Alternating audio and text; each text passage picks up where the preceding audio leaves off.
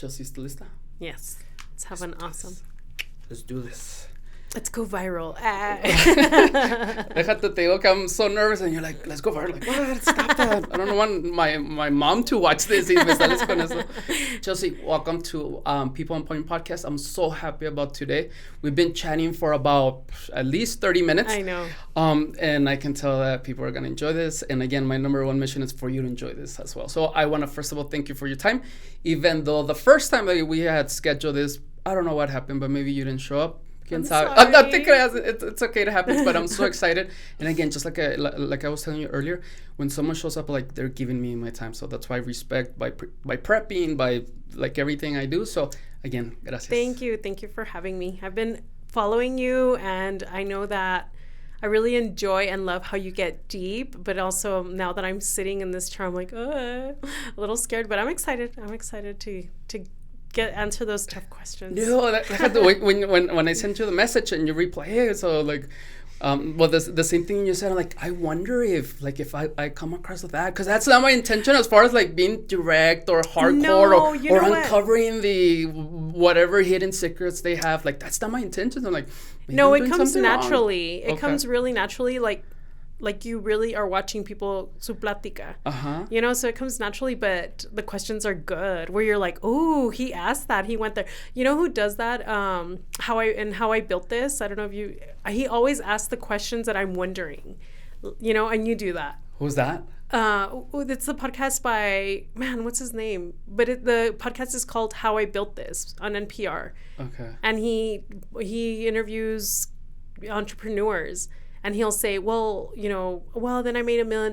But how did you make it? And he like asks those questions that you're wondering while you're listening. And that's what you do. Well, I tried, and like I said, like I prep and I have my questions, but like most of my questions or the conversation goes because you say something that I want to go deeper. I want to ask that question. Yeah. You know what I mean? It's good. You're natural. You're a natural. Stop that. But thank you. All right. So before you give us a proper intro on who you are and what is it that you do, we were just talking because I was asking about your last name, right? Evaldi? Is it my pronunciation right? And I'm Evaldi. like, before we start recording, I asked you, is that your real last name? And if yes, that's not Mexican. What's going on there, right? Yeah. So you were going to explain to me, and I was like, you maybe explain to us when we hit record, so go for it. Yeah, so my name is Chelsie Evaldi Rivas. My husband's last name is Rivas, but when I got married, I don't have a really close connection to my dad, and so I really wasn't attached to that last name, and I never felt like it was fair that a girl had to change her last name when she got married, because it's a lot of paperwork, you know, and it's a lot of time. And so my main thing was like the passport, having to change the passport. Like that felt like a really big thing that I had to do. And so I was just like, I'm just going to take off my last name, and I'm just going to be Chelsie Evaldi and just keep my first and middle name and let it be my first and last name. And that's just me. Like no man attached to me, you know, kind of women empowerment. And my husband is so awesome, so supportive. He was just like, yeah, sure, go ahead and do it. Like, if that's what you want to do, you can do that. Like, it does not bother me. And he's had, coworkers that have been like, oh, she doesn't have your last name, blah, blah. And he's just totally 100% not bothered by it. Like, he's just like, he is the one that came up with my Instagram handle, Chuco Chingona. Like, he's like, you should be Chuco Chingona. And I was like, no, that's like too much. And he's just like, no, that's you, you should do it. So he backs me up, so that's how I ended up with Chelsie Evaldi. It's my first and middle name. Evaldi as a middle name. So, and there's a story behind Evaldi. It was supposed to be Heraldi, and so that's a little more Mexican. And which I heard. I heard Heraldi. And my grandma's name is Evangelina, Eva. So my mom was like, oh, Eva Evaldi. So so she kind of made it up herself and made it her own. Nice. Have you met other people with that name? No, Evaldi? never. But I've Googled it, and there's like a doctor in somewhere else in Europe or something that has that last name. That sucks when you do that, right? Like my full name is Elisandro Leon. I go by Eli, but that's my full name. Mm-hmm. And when I was like setting up my Instagram, my even my Facebook, I'm like, I have to be like the only Elisandro Leon with the last name in this world. Nope. There's a million. Well, not a million, but there's a lot. And I'm like, what's going on here? Like, it's a unique name, but then with the last name and they have it. So, like, isn't that crazy? It is. Makes the world smaller. Yes. How connected we are. Yes, it is. And it's funny how you're talking about your Instagram handle, because that was my very first question or comment, that you have the best username. Oh, that's cool. Ever. Chuco Chingon. I'm like, oh my God, that has to be, first of all, why? Which you kind of explain why. When did you guys get, or when did you get this handle? So it used to be, I used to have it as Evaldi Monkey, Evaldi. For a while, I wanted Evaldi for my first name to be Evaldi because it's so unique, and I didn't like Chelsie because I felt it just didn't go with me. And then, I grew up with Chelsie, so it was hard for people where I'm like, no, call me Evaldi now. You know, it was hard for that change. So when I decided, okay, I'm going to be Chelsie Evaldi, and the handle, I was playing with it on what I should do, and I decided to do it public, where I was going to let, people into my little world. And first I was like, Chuco Chukes was what I had thought of, Chuco Chukes. And then we came out with a shirt. I designed a shirt, Chuco Chingona. And then that's when Carlos was like, that should be your handle. And I was like, you think so? And he was like, yeah. And I sat on it for a bit. I always do this. I sit on things for a bit, let it marinate in my mind. And then I just was like, okay, I'm going to do it. And I changed it. And then now, like, people refer to me as Chuco Chingona, like they're like, hola Chuco Chingona or whatever. And I'm like, oh, that's cool. Like, it's become a part of me, part of my brand. And sometimes I'm like, is it too much? Like, is because I'm calling myself a chingona, like, is it too much, too creída? But for me, I've kind of changed it to, like, when I speak to other girls, I'm like, hey, chingona, how are you doing that? Oh, that's a chingona move. So it's become more of the way that I encourage other women as well, and my husband, he also says, I also designed another shirt that says Chuco Chingon, and when he talks to his friends and stuff, he'll be like, ¿Qué pasó, chingon? So it's just kind of become our thing. So, he is the Chuco Chingon, but that's not his handle. That's funny, because I know you went to school, marketing degree, of course. So I'm very curious, when you're deciding on this username, did you think about, hey, this chingona, like, is it too direct? Are some people gonna get offended by using a bad word in my username? Did you think about all those things? Of course I did. Just even changing, before when I got Chuco Relic, it used to be Manshot. And so I changed the name 2 years later to Chuco Relic. And at that point, Chuco wasn't used. And Chuco was like, there was only Chuco Burger. That was the only other business that had Chuco in it. So that part was hard because it had this negative connotation to it, like, where it was like, cholos or hood, or it just had a bad rep to it, the word Chuco.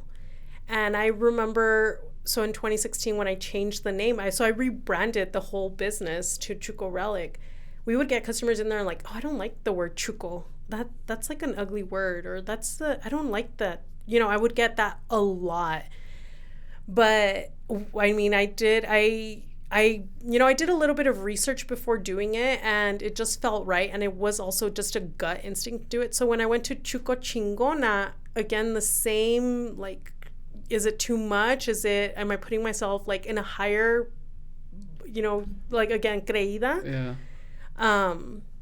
But I was like, I'm going to try it. And then I always think about branding. And so I thought, when I refer to chingona, I'm not going to make it seem like I'm the only chingona. It's going to be like, you're a Chuco Chingona too. You're a Chuco Chingona too. So I'm not the only one. But I'm coining the name of it. But there's many Chuco Chingonas, in El Paso. And actually, like, now Chica Chat has their El Paso Giving Day. They called it the Chuco Chingonas.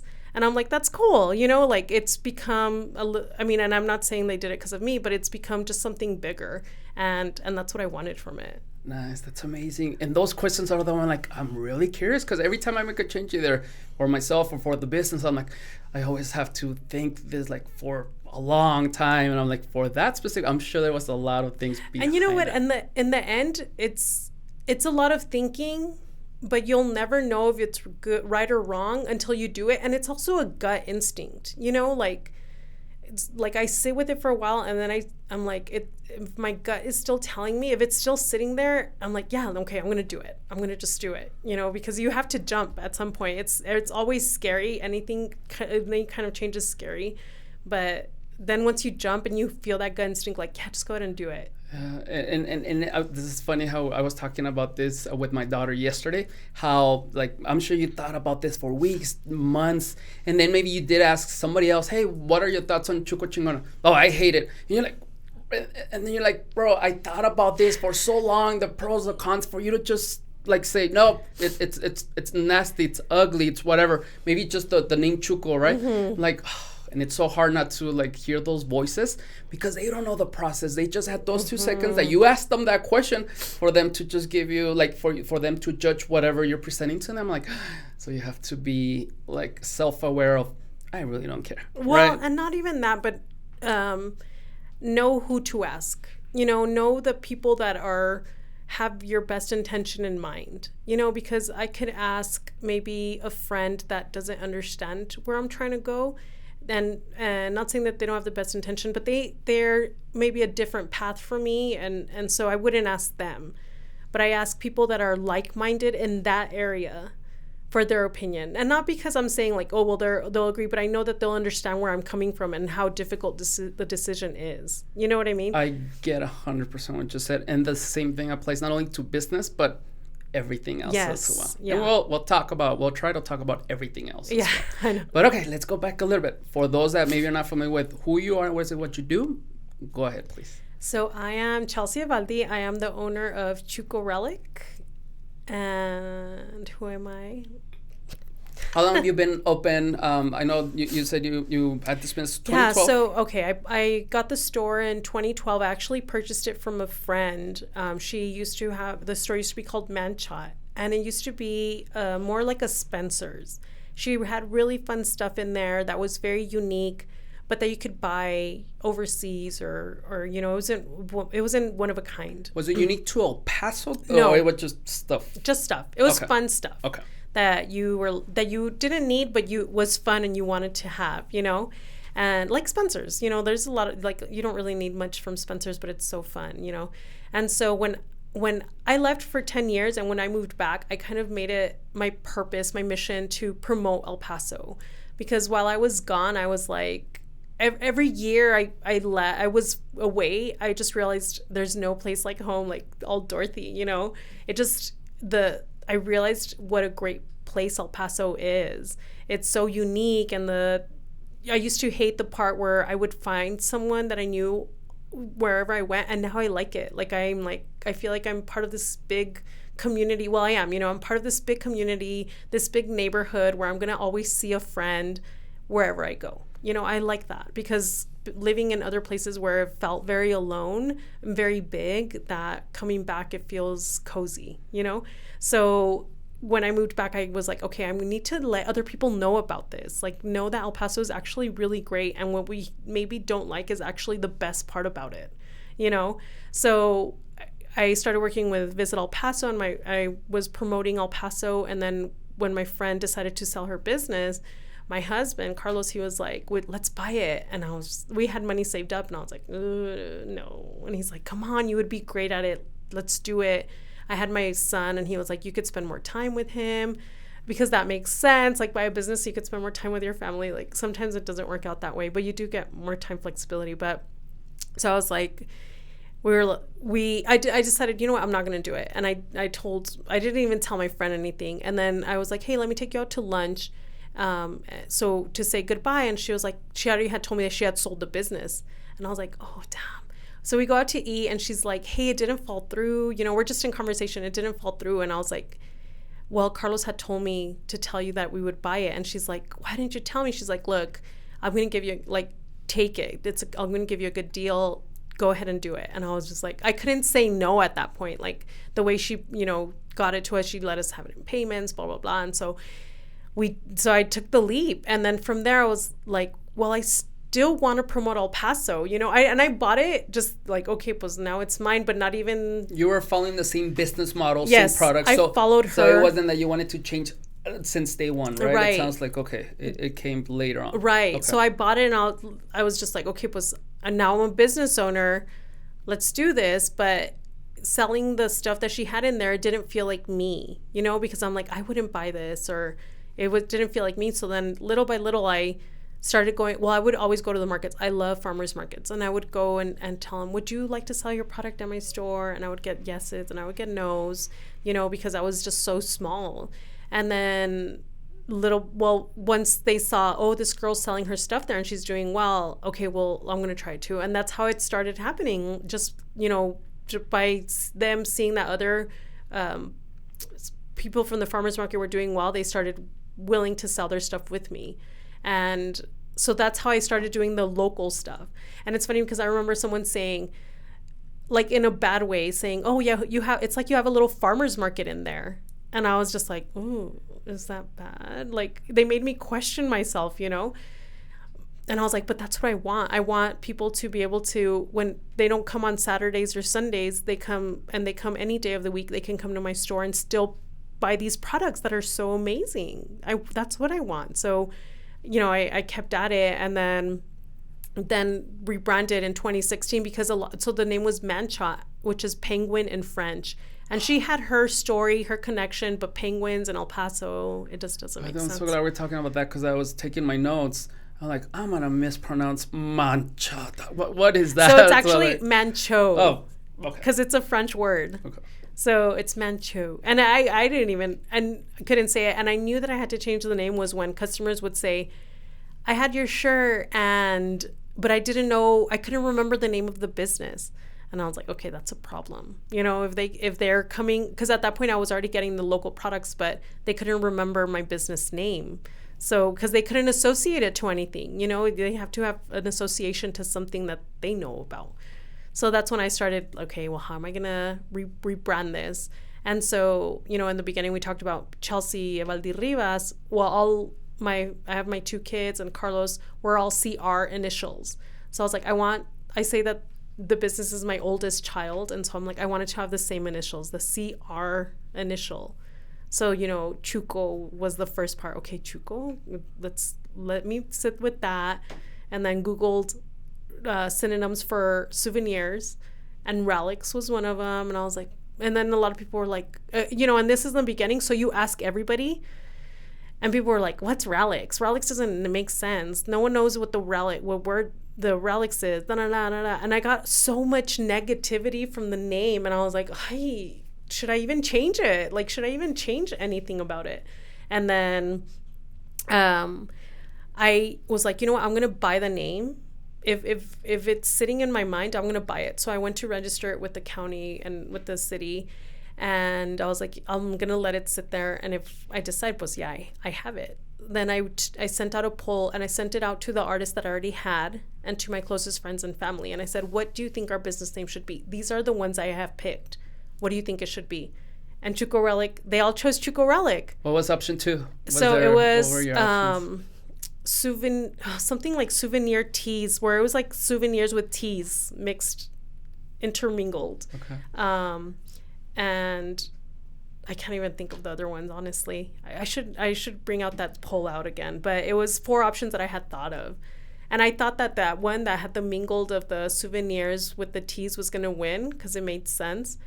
But no, Chuco Relic was the one that they picked. And I'm like, that's my sign. Like, that's my sign, because I did get negativity from it. But if these people that are invested in my brand because they were artists that were part of it already, if they're thinking that that's a good one, then I'm going to do it.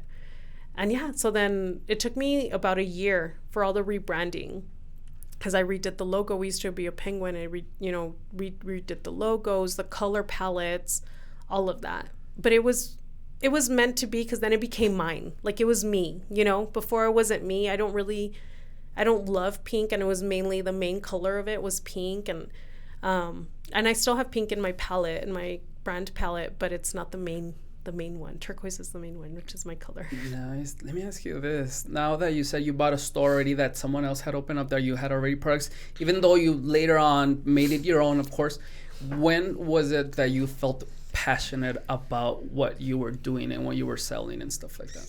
So when I rebranded it, in 2016, we moved. So we started downtown, and then we moved to Montecillo, and the way we rebranded it, it just felt so perfectly because they had moved the statue. It's not a statue, but they had moved the alligators out of downtown. The ceramic, what is it called? Not the statues, but that. They had moved them because they were remodeling. They were building that canopy in downtown, remodeling San Jacinto Plaza.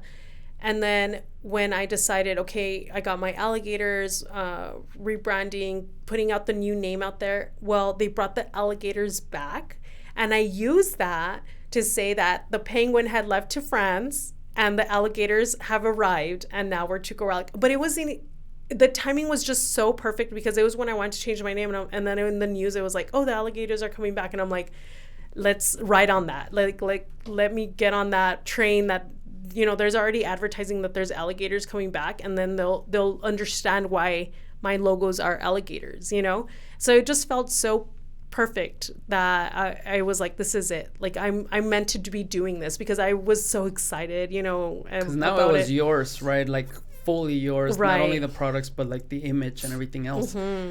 Like follow-up question on that, like do you recommend, like if maybe someone wants to open up a business, right? Because the model that you followed was buy a something established already. I'm sure that hopefully, well, maybe you bought it already it was in the green already, meaning it was already profitable, right? And then that's kind of later on you said, now I'm gonna take it to the next level. It sounds like it was a good approach for you, but if I'm thinking of starting something, is that something that maybe I should follow? Kind of like, hey, maybe this is not yours, but open it, see how it works, and then make it your own? Or, just start from scratch?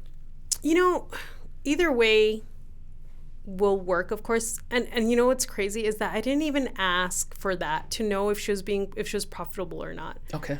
I was so, like, I think back and I'm like, que mensa. Like, I didn't even ask for her numbers. I didn't ask for anything. Like, I was like, okay. It's just like the store. Yes. Like, okay, so I'm going to be a business owner. I'll buy it. But for me, it worked out because I don't know that I would have been able to build what she built that foundation for me, and I don't know if I would have been able to build it. And maybe I would have, backtracking, but it worked out perfectly for me in that she had built a foundation for me that I was able to get my feet wet and understand how she did things. She already had told me, like, this is how I do it. She already had set up certain things that I was like, okay, that's how, that's how it's done. And then I was able to go ahead and build from there. So for me, it worked out, but it's not necessary. I mean, you don't have to buy something and then realize, okay, well, it's not exactly what I want, and make it your own. I mean, maybe it's like actually more costly to do it that way. But if someone has, like my friend right now, she's selling her bakery, Sweet Addiction, and that would, like, I'm like, if there's a baker out there that is ready to make that jump, that would be so perfect because she really has, her foundation is just so strong that she's done all of that footwork, all of that harder grinder, that grind, that it would work out perfect. But of course, it's just more costly in the beginning. Yeah. So if you have that initial investment to buy already an established business, I would say yes, but it's not necessary for you to be successful in the long run. Interesting. We definitely have so many business questions with your background. I told you that I also graduated from advertising and marketing, and we were just talking about like the hair salon, something very specific. I'm like, this is exactly why we're here. But yeah. Okay, we'll come back to it. Talk to us about growing up. I know you lived in Juarez. You crossed every day for a while, right? Middle school, then you moved over here. Before I do though, because I am curious, why Chelsie? I'm thinking if you were living over there, your parents are Mexican, so I'm like, that's not a very Mexican name. I know. I'm just, again. And that's why I didn't like it. Like, I'm like, I don't like it. And then I'm white complected, so people would confuse me for being white, and I didn't like it. Like, I'm like, I'm Mexican. But so my mom, maybe this is so Mexican of her. She worked at Wells Fargo. She used to work at Wells Fargo, and she literally did like a football square, and whoever landed. Okay, so It's because I don't even do these. So you know the football squares where you buy a square? Yeah. Well, they did it of a calendar, and whoever got the day that I was born got to name me. What? Yes. Like, what if she would have named me some crazy name? So... That's the first time I mean, that's like a fundraiser, right? And she did respect that, right? It Yeah. sounds like... And I still know the lady. I mean, I still don't know the lady that named me. So that's cool. And I'm glad that she named me like something somewhat normal. But yeah, so my mom didn't even pick that name. That's why I like my middle name better, because there's a story behind it. It's connected with my grandma. You know, there was a little more thought behind it than my name being raffled. Yeah, me imagino in Juarez, in Mexico, La Chelsea, and like I could just imagine You like know so what? many things. I would tell people my name was Ceci because they couldn't say Chelsea. So I would say Chelsea, and then they're like Ceci, and I'm like, yeah, Ceci. Me llamo Ceci. So I would say, like, for a while I was Ceci. Like, I was totally okay with it because I didn't feel like explaining, and you know, and then like, oh, Chelsea, like, oh my gosh, so many different variations they got from it. And this was before Chelsea Clinton. Like, thank you, Chelsea Clinton, because she made the name popular and people understood how to say it. Because before her, it wasn't that popular. And then I was constantly getting confused for some other name. Looking back, do you think that your name helped your character, develop your character a little bit? And let me tell you why as you think about it. Like, my full name's Elisandro, right? So when we moved from Mexico, from Chihuahua over here, like, in school, it was the worst thing ever. Like, when we had a substitute teacher or someone new, they're going to butcher my name. Like, the kids are going to laugh at me. And, like, I want to sit in front so I can say, hey, you can call me Eli or Eli or something else. Yeah. And looking back, like, I hated that, right? But then eventually, like, that developed some tough skin, if you want to call it that. And I think that helped me develop this character of being confident, maybe, or whatever it is. And like, looking back, I like those sort of situations that really helped me looking back. So as you, like, Chelsea's not like a unique name over here, but you living over there being Mexican. I'm like, I wonder if that's the case too. Especially now that you said that maybe you went by another name. So like, interesting. I don't know. I've never associated with establishing my character. Maybe just me in my head, by the way. Yeah. Most likely. I really just, for a while, and like, I have two older sisters, and I was like the traviesa. So my mom would say my name like 100 times a day, Chelsie, Chelsie, Chelsie. So I was just like, oh my God, I hate my name. I hated my name for a while. I hated it because my mom would say it so many times, and because people couldn't say it correctly. So I just really wanted to disassociate myself from my name for a while. Now I'm like, okay, I'm cool with it. But I really love Evaldi way more. Nice. I'm sorry. I just had that question on the name. And it's funny how just and I asked the same question, and other people that have a unique name, because like, I love unique names. I do love unique names with stories behind them. Yeah, and what the last name matches. Just say. Yeah. But no, just play. Hey, going back to your college years, I know you played soccer, right? Are you still a soccer fan, or did you just play soccer because that's kind of like what you were good at? I've never liked watching soccer because it takes so long. So I just like playing soccer. And I still play soccer. You do? Well, since the pandemic, I stopped. But I used to play indoor on the east side. I used to play with the group of girls an indoor. There's several leagues, actually.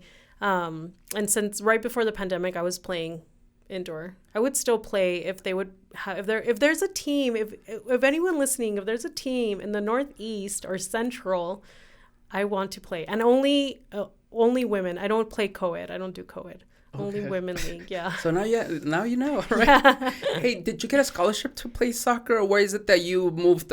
Yeah. Is that what it was? So I did. I got a scholarship. I got a half. So I've got 2 years paid for to play soccer. Okay, and then you went to college where exactly? At McMurry University in Abilene, Texas. Nice. And then what made you, after you graduate, because I know you lived in other places, right? What made you move to, I know you moved to Ireland, Austin, that, and then some other place in Europe. Spain. So talk to us about that. Why, first of all, and what was your experience over there? So before leaving for college, I really didn't travel much. Like, I didn't know anything beside El Paso. I didn't know that people traveled outside of El Paso. We just didn't do that. You know, we were not financially able to travel much. So when I went to soccer, well, we would travel every weekend because of our, you travel all over Texas playing against the other teams. And that's when the world started getting smaller for me. I was like, what? This easily you can get, to another place with, a different city and a different environment. And so that opened my eyes. And from there, I was like, okay, I want to do this more.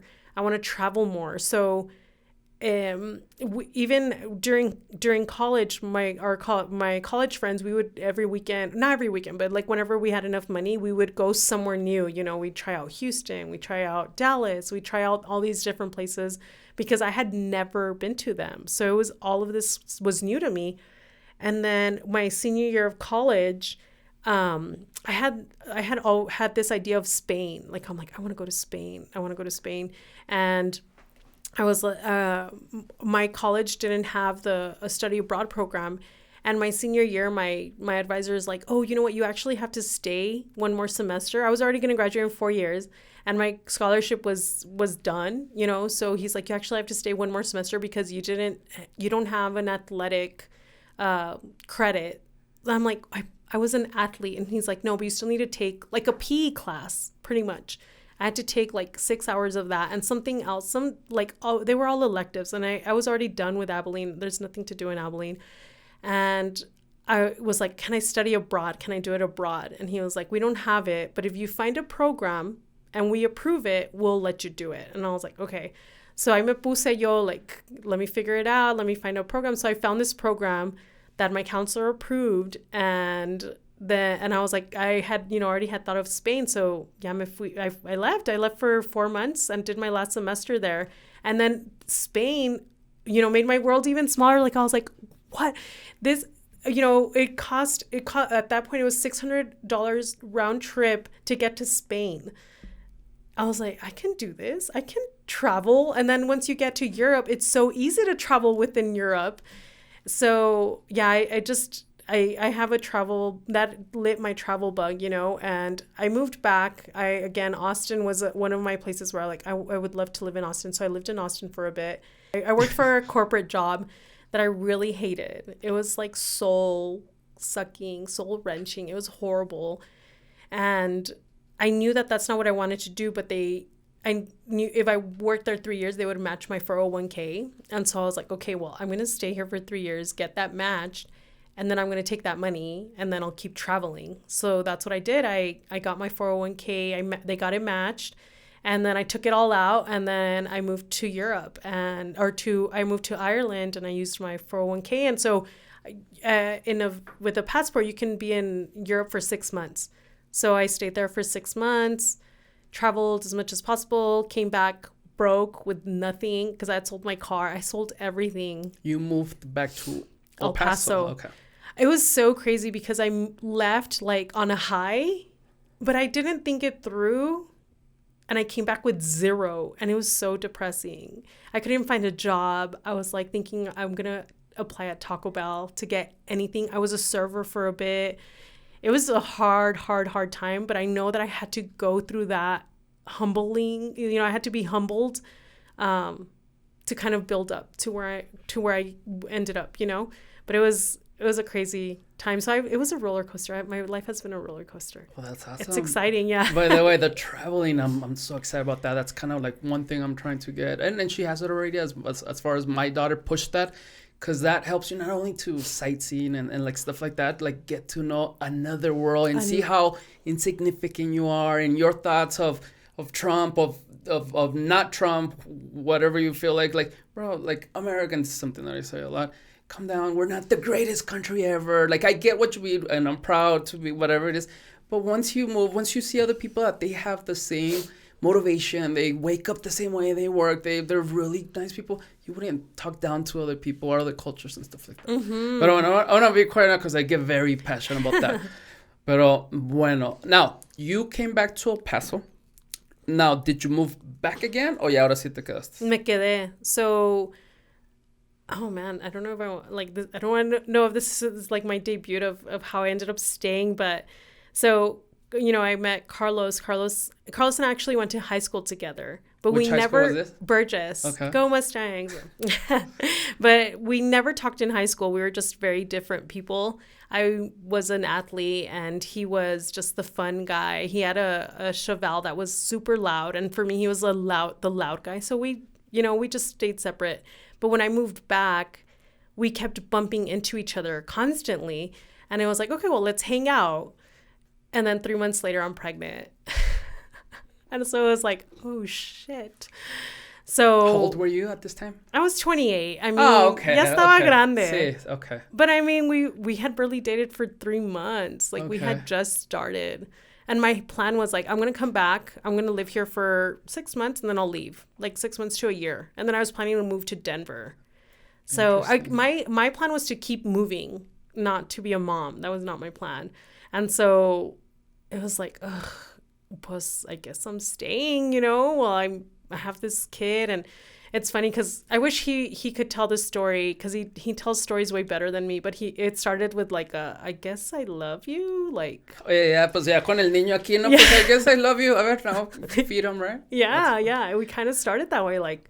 Wow. Yeah. That's so interesting because, like, if you, again, the relationship, 3 months, 6 months, that to make it happen, to make it work, and what I mean by that, stay in a long, healthy relationship, and the way you've been describing your husband sounds like you guys do a lot together, and that you guys have a really stable and good relationship, and like to find it within 3 months, like, that's unique. Yeah. I mean, it's been work. It's definitely been work. But what has made it work is that we both have been willing to put in the work. We both have known what we need to change to make it work, and we both have been willing to change it, and sometimes there's things that we may not want to change, and we need to be willing to accept it, So that's why it's worked. And he's like my like I say, he's my hype man, like, because it believes in me way more than I do, like sometimes I'm just like, I don't know, should I do this? And he's like, go do it, you're gonna be awesome. And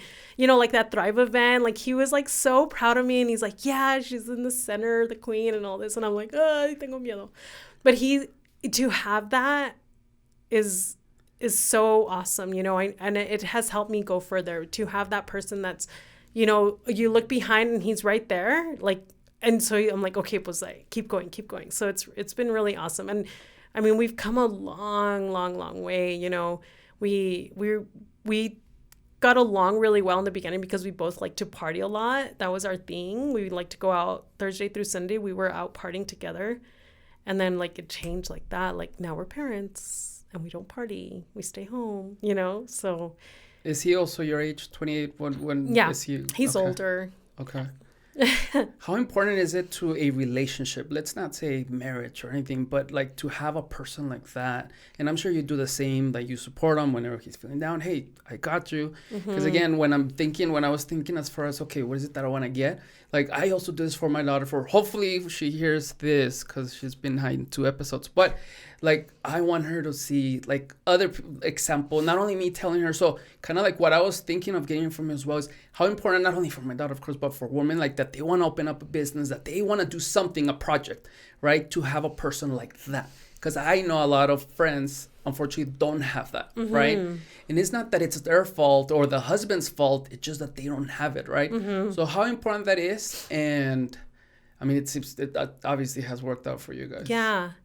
It's been a, again, a journey, because I'm very like independent. Let me do it myself. I can do whatever I want, and he has never clipped my wings. And because of that, I appreciate it. So I respect him, for that. Like I see it. And so I'm like, it makes me love him even more, because I know that that's hard, especially growing up in this like macho environment, and, that I shouldn't be able to do certain things because I'm a girl and I'm the woman and I'm the wife. He doesn't stereotype, and he doesn't put me in a bubble. He lets me fly, and he always, my ideas, he'll be like, oh my God, here we go again. But then he's like, okay, let's do it, And so it's important. And I've thought of this because I've, if you have someone and they're not there to back you up, it's harder. I think it's still possible, but it's harder because you're on your own, and then you're like tugging these people along with you, and then till they believe you, and then that's when they jump on the bandwagon. Once it gets good, you know, most of the people that were not sure will jump on the bandwagon and be like, oh yeah, okay, it obviously works. So it helps a lot, but I think with him, it started with him knowing who I was and accepting it since day one before I was a business owner. You know, him knowing that I was going to do whatever I wanted, and that if he kept me from that I wouldn't accept it, because I had a mission of my own, you know, and I think he fell in love with that part of me. And so it's just helped us grow in that. But it takes a lot, honestly. It takes a lot, and I don't know that there are many like him that are able to say, yeah, I support my wife 100%, and I know that she's going to do great things. And even when she doesn't believe it, I know that she's going to be, you know, do great. I think that I found a right diamond in the rough, you know. I think you did, because and this is not only applying for like marriage, but there's a lot of people that verbally they will support you. Of course you can do this, but when it's difficult, when it's tough, when there's a lot of things going on, like, will you support me? Will you do it, right? And I hear this a lot from friends, both men and women, as far as like, I need to find my other half. And my take on that is like, no, espérate. You have to be full, like really good. Yes. And then after that, find someone that's gonna like accept who you are, and at the same time, obviously, make your life, make everything better. And again, and I see it all the time, and it's kind of like depressing a lot of times, like, because publicly, there's a lot of people that even publicly will say, I'm looking for my second half. This is what I need. This is what I want. Or they share memes about like a good relationship. Like, espérate, I think you're, my opinion, taking a way different approach. Work on yourself. Like, make yourself complete, because number one, once you're complete, ¿sabes qué? You're like that'll be cool if I have someone. Pero that's not like a priority at all. You know what I mean? Pero bueno, I don't know why. Relationship 101. That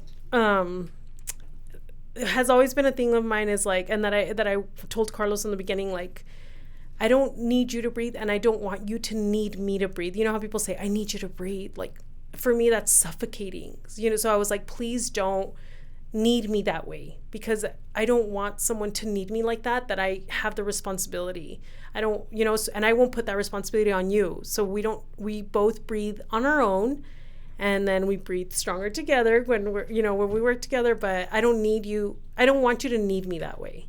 And I think for him, that was very eye-opening, because I think that, you know, he was just like, what? You don't want me to need you that bad? And I'm like, no, like, please give me space. Like, I want us to both be successful in our own things, and I just need your support. That's all I need, you know. And then it sounds like both of you know how important it is for you to find your own success, and for, obviously, you're gonna help him find his success and stuff like that. Right. Wow. Well, we'll come back to your husband. Actually, right now you guys work together very closely. How's the dynamic of that? I mean, based on the character, seems like it's okay, but tell me, was there an adapting period that it wasn't as good as it is right now? How's it seeing or being with your husband 24/7? Well, so we're not 24/7. So he's a firefighter. So he works, the firefighter schedule is like one on, one off, one on, one off.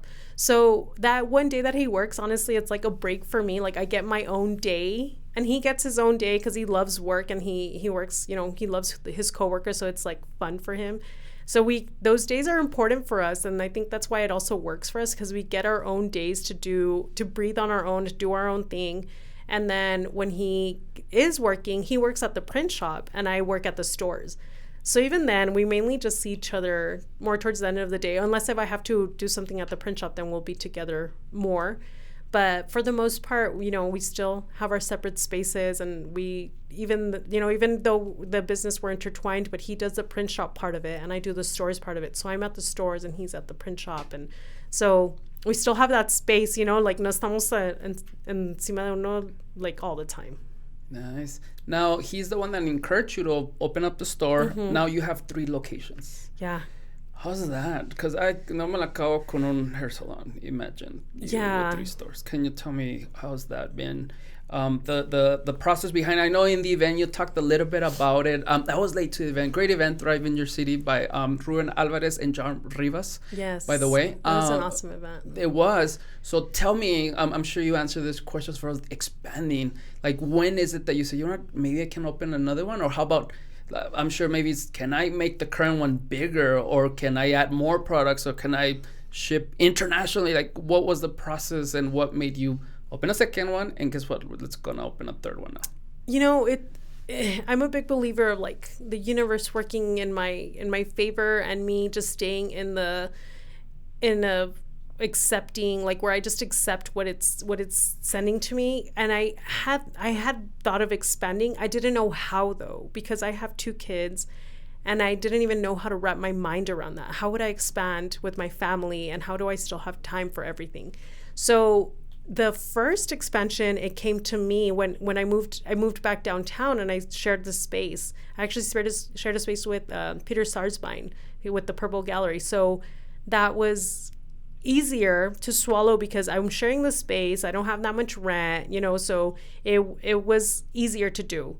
And so at that point I had the 2 stores, and I realized, okay, I can do this. I can go back and forth. I just have to have really strong staff. And I have Andy, who has been with me since the very beginning, since 2015, he has been with me. So he's my, I knew that I could trust him with one store completely, and I could be at the other one. So that kind of gave me like, okay, I can do this. And then the central store was presented to me. And again, this was like not me searching for it. It was kind of like, okay, there's this location, there's this space. And I was like, okay, let's do it. So I moved my downtown to the central location. And I had been wanting to open the east side because I feel like everything is on the east side. And so when I went to visit Wing Shack, I wanted a space there with a container.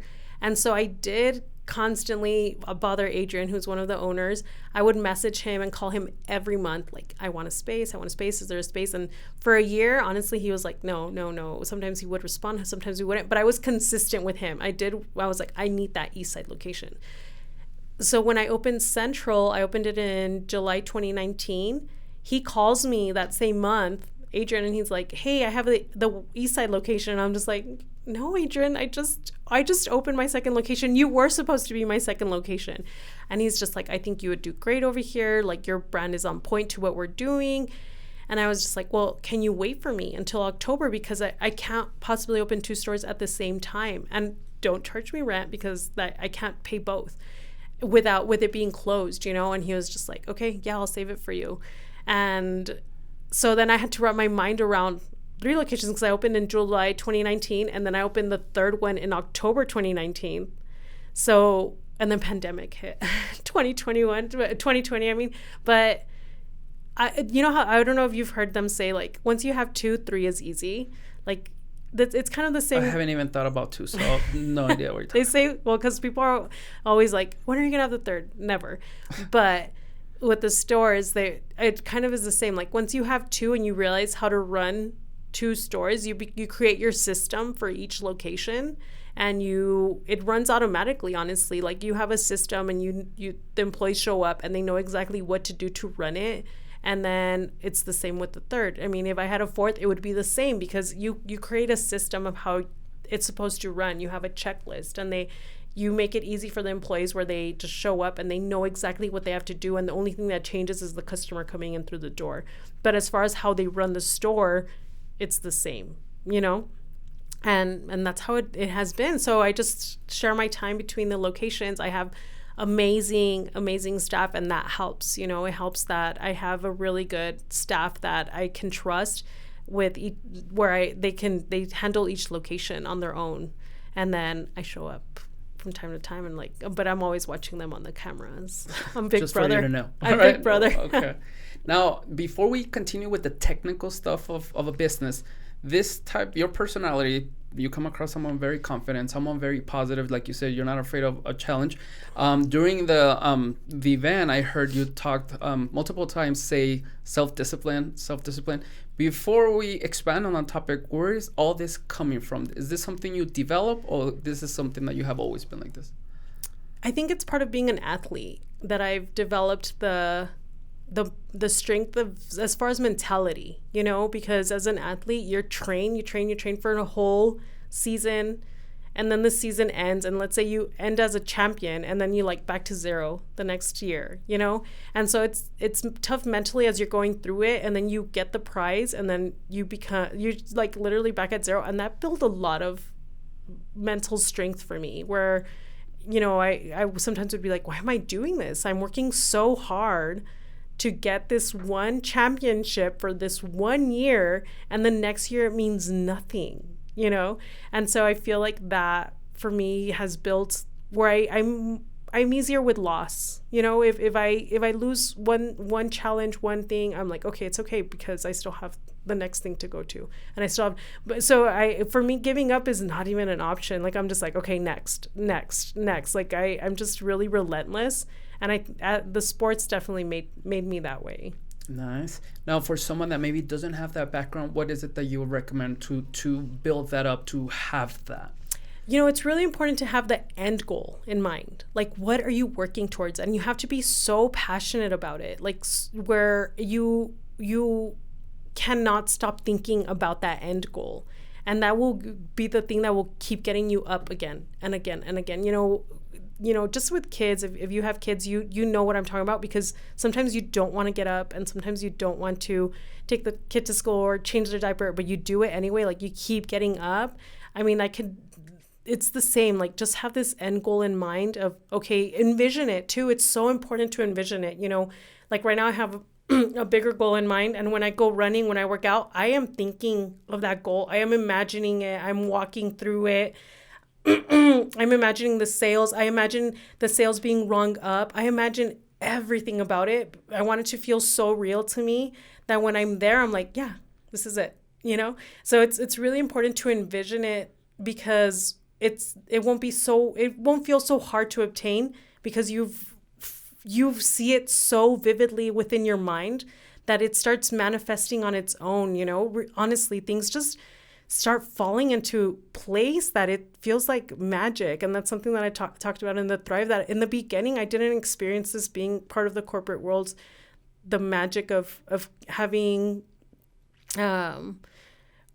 control of your own destiny, I think is what it is, you know, and where you start manifesting things and thinking of things, and then it happens, and you're like, oh shit, it worked. And then you like keep at it. And then when the world gives you even more than what you thought, you're just like, okay, wow, this is even bigger. And I'm in this weird actually spot right now where I feel like is necessary, because I went through this when I was at Manshot, that it's like this, like, I feel like I'm feeling this like hard pressure, because I want a bigger goal, you know, that I'm trying to manifest. And I feel like the world is like pushes you down a little harder. Like, how strong are you? You know, like it's like the weight where they keep putting like more weight on you to see how strong are you and how bad do you want this? Like, how much are you willing to continue to fight for it? And honestly, it just feels like these things keep like coming. Like today, I just told you, like someone ramming into our building. Like, it's like all these things that are big. But I feel like I know that I'm being tested, and I'm like, okay, it's going to work out. It's going to work out. Like, we have all these like things that we're fighting in the background. And that I'm like, wow, this is like for sure a test, but I know that in the end, the reward is even bigger, you know? Nice. I like that. When the moment, especially when you had one, maybe the before you made it Chuco Relic, I'm sure you had maybe difficult moments, sales were down, maybe there was moments that you maybe wanted to close your business, stuff like that.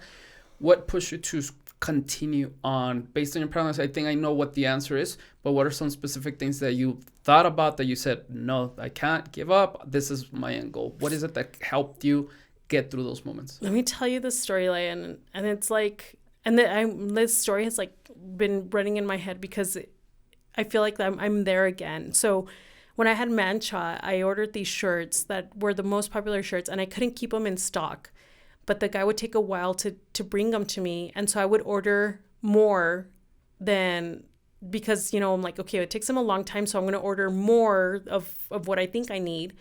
But this time he like brought them on time, and I did not have the money. I did not have any money in my account to pay him. And I'm just like, oh my God. Like, I didn't know what to do. And I had my son with me and I was like, what do I do? And I told him, okay, I'm going to send you the payment right now. And I'm like, I have zero. Like I literally had zero in my account. I didn't have any money in our account. And maybe we had $50 in our personal account. And right now, at this point, we're just surviving for my husband's paycheck. And that was like paycheck to paycheck, you know? And this was the point where I'm like, okay, how do I get out of this? So I remember calling Carlos crying, like just bawling out of like uncontrollably. And my son's in the back seat and I'm just driving in my car. I don't even know where I'm going to go. And I'm like, I don't have money to pay this guy. What am I going to do? Like, am I supposed to even be doing this? Am I putting my son in a situation that I shouldn't be putting him in? Like, we don't have money and I'm ordering these shirts that I don't even know if I'm going to sell because people wouldn't even come to our store. We would go days that no one would walk into our store. And it was just so like, what am I doing with my life, you know? So at that point I had my car from college. And so thankfully I've always had good credit. That's something, make sure you always have good credit because it's very important at every stage in your life. And so I went and I did a loan on my car to pay this guy. How much was it, if you mind me asking? $5,000. $5,000 on shirts. Okay. And no. So the loan was $5,000 and I think his was like $3,000. Okay. So I had $2,000 left, but I also had rent. I had to pay rent. So I'm like, okay, well, there's rent.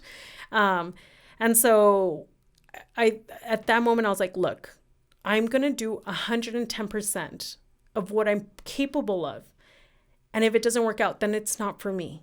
So I was like, okay, we're going to every single market. Any market that I hear of, we're going. We're going to go and we're going to sell our shirts and we're going to do everything possible that in my energy, in my capability, in my budget that I can do, I am going to do it. So every weekend. So I had my brick and mortar. We were open 5 days a week, I think at that point. And every weekend I was at every market, you know, and man, shot, if you like my stuff, I have this store. And little by little, we started growing that brand recognition, you know, and then we had this really great, I remember it was at Concordia Cemetery. We had a really great event where we made $600 and it was like, oh, okay, we can do this. And then Christmas came. Oh my God, Christmas is so magical for retail. Like, you're just like, okay, like it was just beautiful because we were so busy. And I was like, okay, I can do this, you know? Let me pause right there because I'm very curious. Is this year 1, year 2? What is the timeline here? It had to have been year 1. So I bought it in 2014 and this was 2015. Okay. Yeah. So I bought it in July 2014. So my first full year of 2015 was when this was happening. And yeah, it was, and from there, and that's why I'm saying, I felt this pressure from the world saying, how bad do you want it? You know, I've put you at zero. How bad do you want this? Like, are you going to do everything in your capability or are you just going to give it up? Because it's easy to say, okay, well, I have a degree. Why am I being so hard on myself? Go get a job. And that's what my mom would tell me. Pues vete a agarrar un trabajo. Yeah. Like, why are you, para qué te estás haciendo la vida difícil? And I would just be like, because this is what I'm supposed to do. You know, I don't even know. And it's hard to explain when it's something that sits inside of you, you know, that you feel like this is what I'm supposed to do. So that's why I'm like, it's so important to have, to be willing to do the 110 when it gets super hard, to be able to like crawl out of that hole, because you're going to get in a hole. Eventually, if you're a business owner, there's going to be a hole you're going to be put in, because the world, I feel like, needs to know, like, how much more can I reward you? Are you willing to come out of this?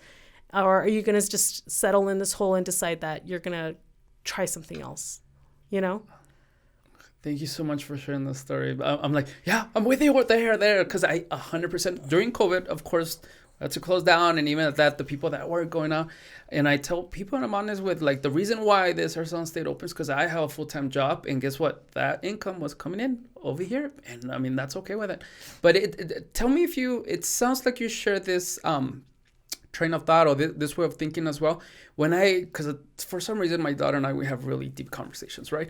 And when I try to boil it down to what is it? Like, yes, you can tell me that's the process, the end goal, but what is it? And again, in my opinion, it comes down to one thing: self-confidence. If you're confident in yourself, there's no way, like, even if I failed at the business, but my confidence is like, oh, but that was part of the process. And then I come up with like a big project. And that's kind of like something, as you were telling me, like, I wonder if yes, like you're talking about like, like the world is throwing this at you and you're trying to kind of like, am I just thinking like, is she just having confidence in herself that somehow, some way she's going to make it happen? You know, it doesn't feel, and it could be, maybe it is, but I don't see it as self-confidence because I don't feel confident as I'm doing it. You know? Interesting. I feel very beat down and like, what am I doing? Why am I doing this? But I feel like I still need to be doing it, you know? So do you feel you need to prove someone wrong aside from yourself? You know, and I have these thoughts, I'm in my mind a lot, and I'm like, who am I proving? You know, who am I working this towards? Or who am I, when is enough? You know, like, because that's something I was posting on my Instagram. Like, I keep moving this finish line. Like, I thought once I have 3 stores, like, that's it. I'm there. And then it was like, well, once I make this much money, that's it. And then now it's like, okay, well, once I make, you know what I mean? It just keeps changing and moving. And I feel honestly like I don't even know who I'm trying to prove, because there's nobody that I'm like, that person is going to, you know what? Actually, yes. There's one thing that I do want, that I'm like, I want to be I envision this too. I want to eventually be invited to like this, where I'm, El Pasoan of the year. And that's so ego, you know, but I'm like, I want to like have this like where I'm El Pasoan of the year. That sounds so cool because I love my city and all of that, you know, and I'm like, but I don't have that in the back of my head when I'm trying to do these things, because I also want to grow outside of El Paso. But I don't know. I think it's just proving constantly myself, like, I can do it.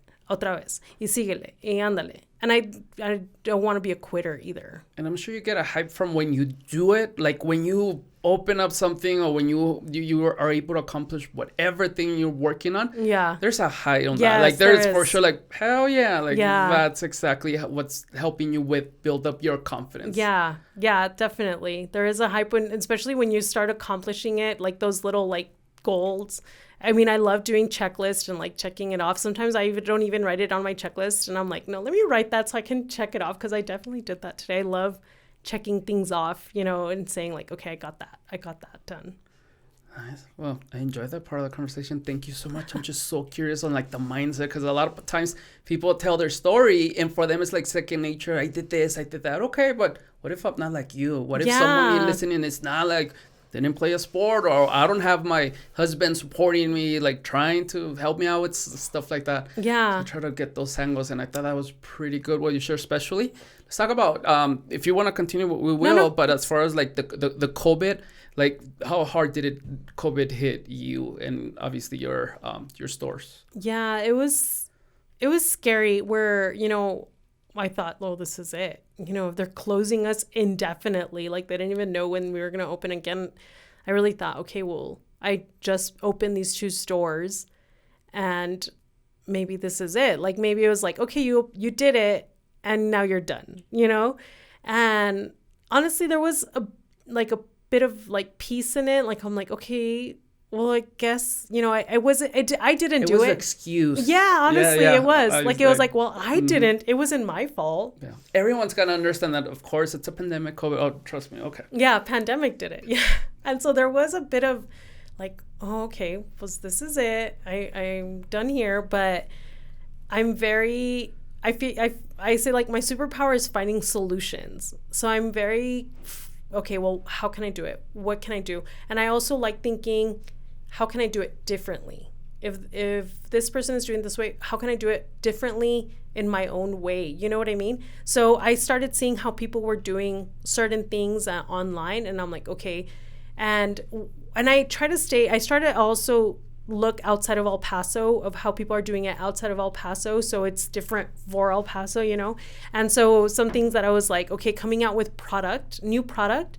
And so it's fresh. And that's something that I was like, okay, we need to come up with product now every 2 weeks or every month. Where before we were coming out with every month, every 2 months, and I was like, no, we're gonna try every week. We're gonna come out with something new, or every 2 weeks, but we need to stay fresh in people's minds because everybody's in a panic and they're gonna shut us off. We're not a need, we're just for fun. So that's what we started doing, and I'm like, but people want to get their minds off of this. So that's what we did. We started creating new products that were relevant, that were funny, that that people or had nostalgia to it, and also people I think were like, okay, let's support our small business, which helped so much, and we had customers that were like, yeah, I'm gonna order my friend's Christmas gift, or my friend's birthday gift. She's not from El Paso, doesn't know anything about El Paso, but I want to support your business because I don't want you guys to go under, so I'm gonna buy from your store.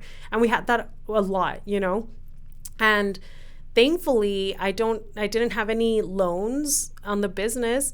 So I just had my rent that I had to do, and the regular bills and stuff that I had. Also, that wasn't a lot of, I didn't have that pressure, where it made me, I feel like it made me think clearer to be able to say, okay, well, I don't have like all these financial things. I just need to take care of these bills, and I can do that. Like that's and take care of my employees, and I can do that, So it wasn't so big.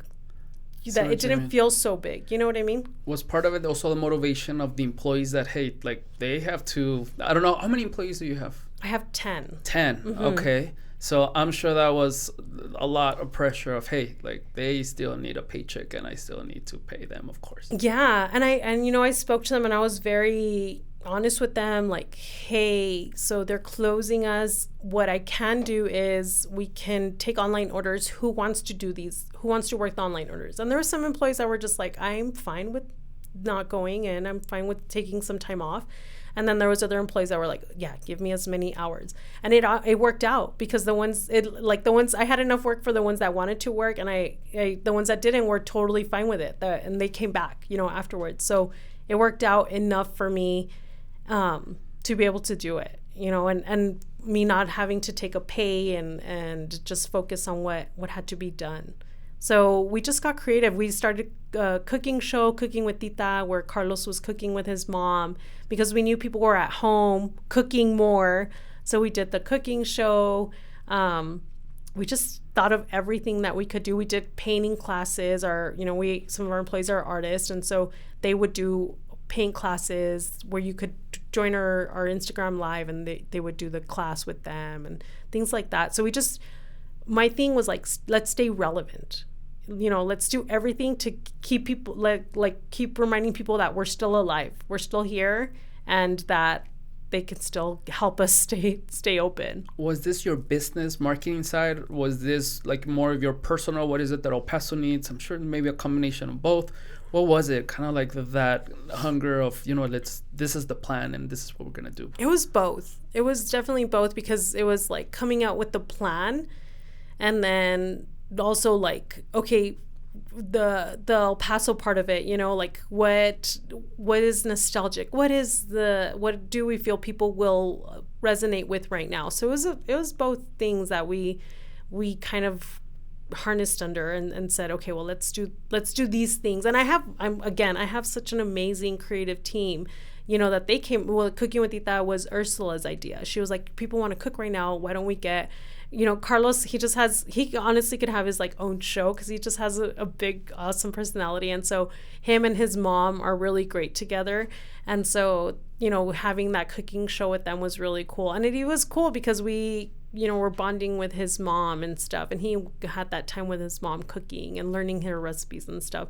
So it was, it worked out. Thankfully, it all worked out. But I think in those times, it's thinking outside of the box and thinking of how you can do it differently. Because I felt like everybody was kind of falling in the same like train. Like everybody was like, okay, all the small businesses support each other. Like I got so many like, let's do a raffle with all these small businesses. But then if all of them were doing it, well, it doesn't work when there's so many little raffles going on, you know? And I was like, we need to think outside of this. Like, let's think bigger or different, you know?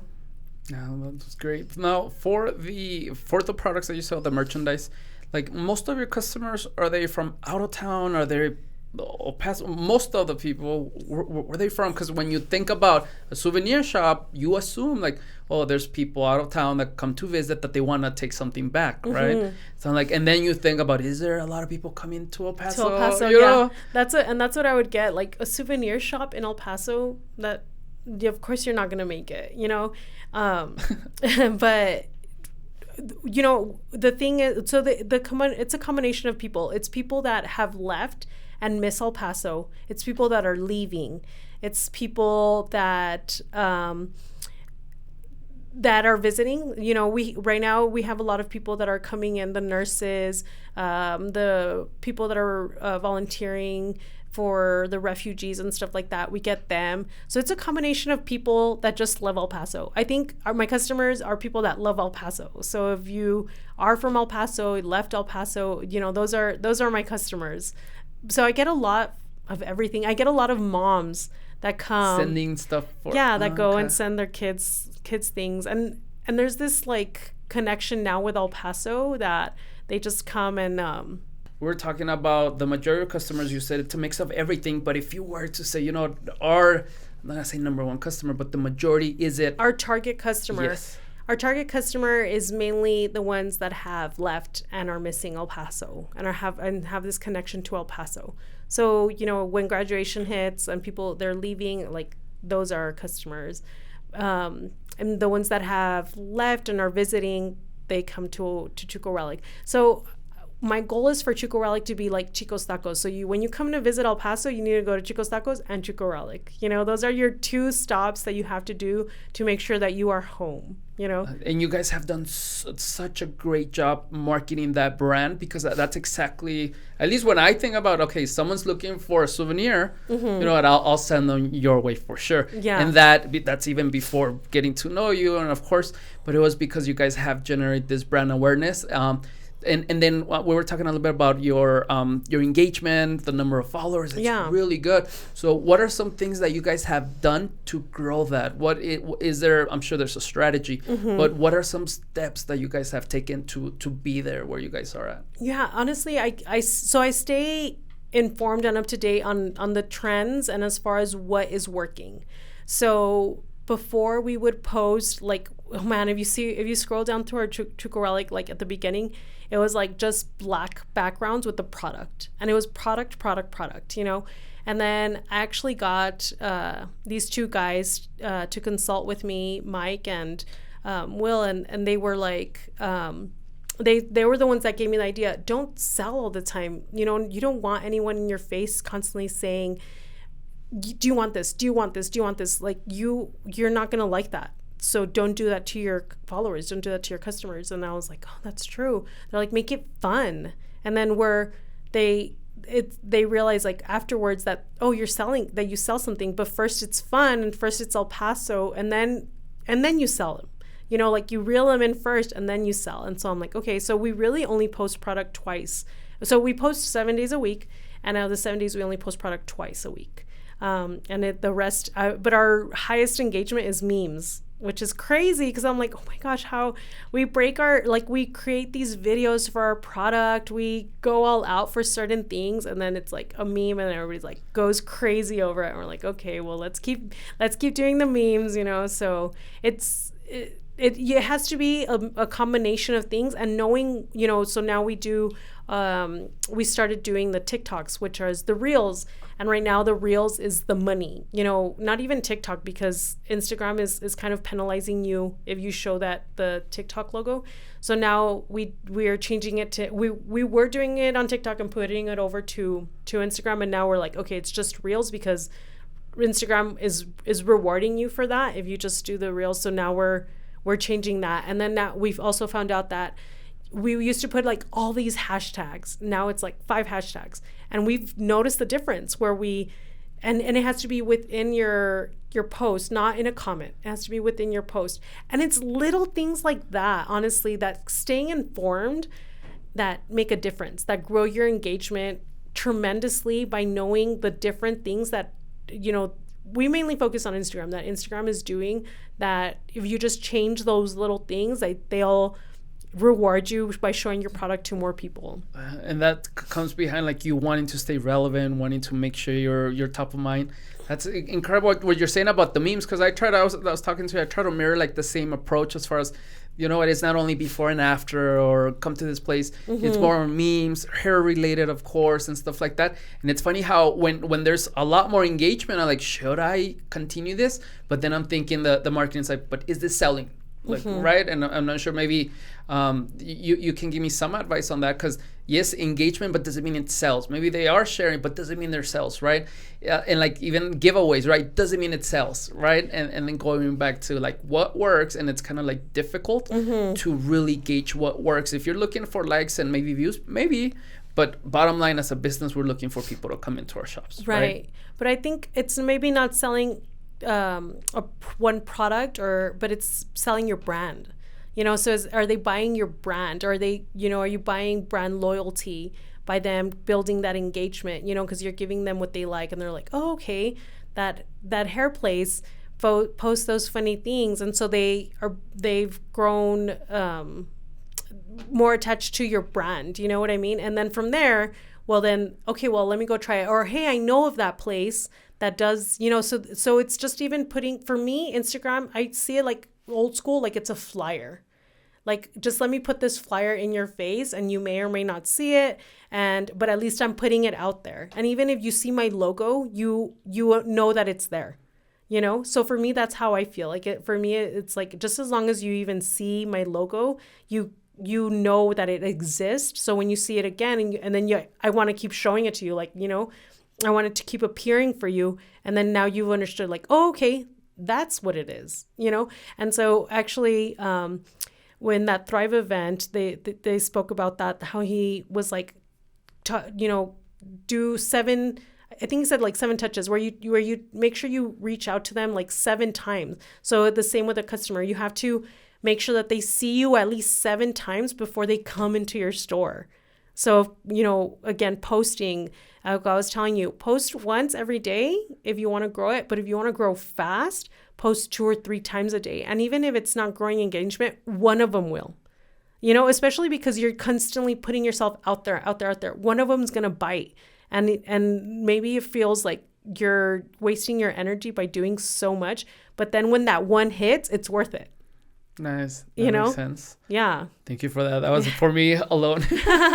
Now, we talked a little bit about this before recording. When did you decided to also build your own personal brand? With the name mm-hmm. that you changed, we talked about that. But when is it that you said, or have you always been okay sharing a lot of info? Like, talk to us about the process of that, of saying, what, this is like an account for myself, but this is kind of like our business account as well. Yeah. So, for a long time, I kept it separate, and my Instagram was private, because I didn't want people to have to choose if they liked me to like my brand. So I was like, I don't want to be a part of it, Or what if they don't like you? Exactly.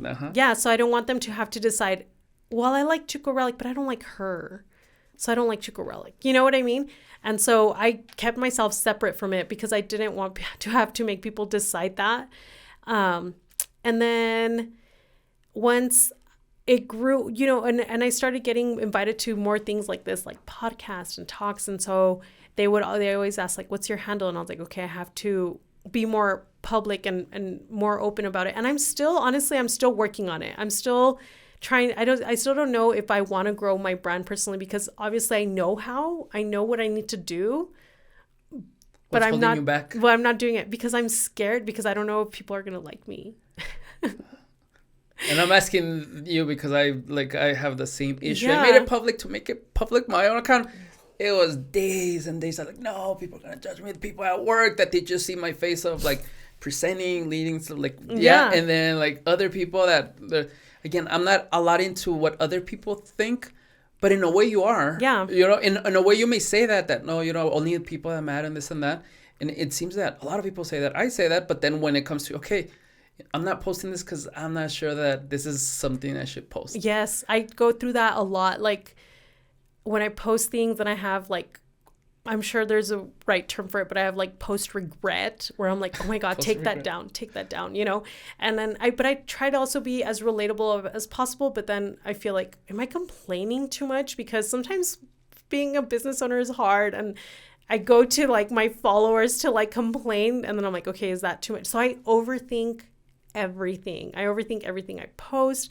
I overthink everything and even like we were talking about this, even the replies when people, you know, I posted one where I've been working on my fitness, and so I posted a bikini one, and that was, you know, that was rare of me, and then people were like commenting, and I was like, oh my god, because you were overthinking about posting that to begin with. Yes, and now replying to it, like I'm just like, oh my gosh. Like there's this one that I did that I was rollerblading, and then I fell, and then I started like dancing like Cardi, and I got like so many comments on it, and I didn't reply to one because I was like so anxious about it. I actually deleted Instagram that day from my phone because I was so like overwhelmed by the response of it, and I was like, okay, maybe I don't want this. Like maybe I don't want to grow my personal brand if I can't handle this one video that went viral for me. You know, 40 comments was like a lot for my personal brand. And yeah, and I still think about that, and I'm like, should I go back? This was like, it happened like 2 or 3 months ago, and I'm like, should I go back and still reply, or is it irrelevant? Or have I become where people don't engage with me because I don't reply? And it's a constant battle in my head for my personal brand. It's so much easier with Chuco Relic because it's my child, and I want my child to do the best as possible. So it's easy for me to put it forth and you know that it's going to do amazing because it's my baby. But for me personally, it's so hard. It's so hard. God, trust me, as you're hearing this, like I'm listening to myself the same thing. And let's get into that comment, because I don't know if because again, I stalked your whole post. I think I even know your social security number by now. But don't tell it to them. I'm not sure if it was your account, or maybe that specific post, or maybe the one that you talked prior, that I saw one comment that to me, and this, I might be off and it might not even be you. I'm like, should I say it or not? But say it. I will. It was a woman. I think it was, I'm going to say it was you. Maybe that now that you said the bikini post, and one of the comments said, you shouldn't be doing that because your body should only be seen by your husband. Was that you? Well, your account. I don't know. Did someone say that? Okay. All right. So maybe not, because I'm sure that someone would have told you like what's going on. But I saw that on someone just like yours, just like Romi's, that they don't overshare. They don't share like, but that moment, they wanted to say, hey, this is my body. This is me. Again, it wasn't scandalous. It was just bikini or maybe swimwear, whatever it is, right? And that comment to me caught my eye. Because this person was serious. Like, it's not like those people that just without profile that you don't even know. No, this person, because I went into their profile, it was for reals, for sure, that, hey, you shouldn't be doing this because your body should only be seen by your husband. I took a screenshot. I sent it to a friend of mine. But well, that's a different story.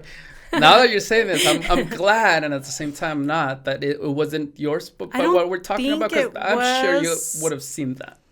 I don't know. And maybe it was that one, and maybe I didn't even. I don't even know. Okay, what was that comment on that post that made you like? You know what? There wasn't. No, I make these things up in my head. I have really amazing followers that are so encouraging that I made it up in my head that I was like too much, or I do, like it's all in my head, honestly. And I'm like more, like how we're talking about, be more confident, like put yourself out there. And I think, what it is with the business, I can wrap my mind around it. And this I can't, because I don't know what I want it to become. I don't know what I want it to be. You know what I mean? So I think that's why it's harder for me. Like, I want to be chingona that empowers other women. And then I'm like, but is that me? because I don't feel sometimes 100% don't feel like I have my shit together.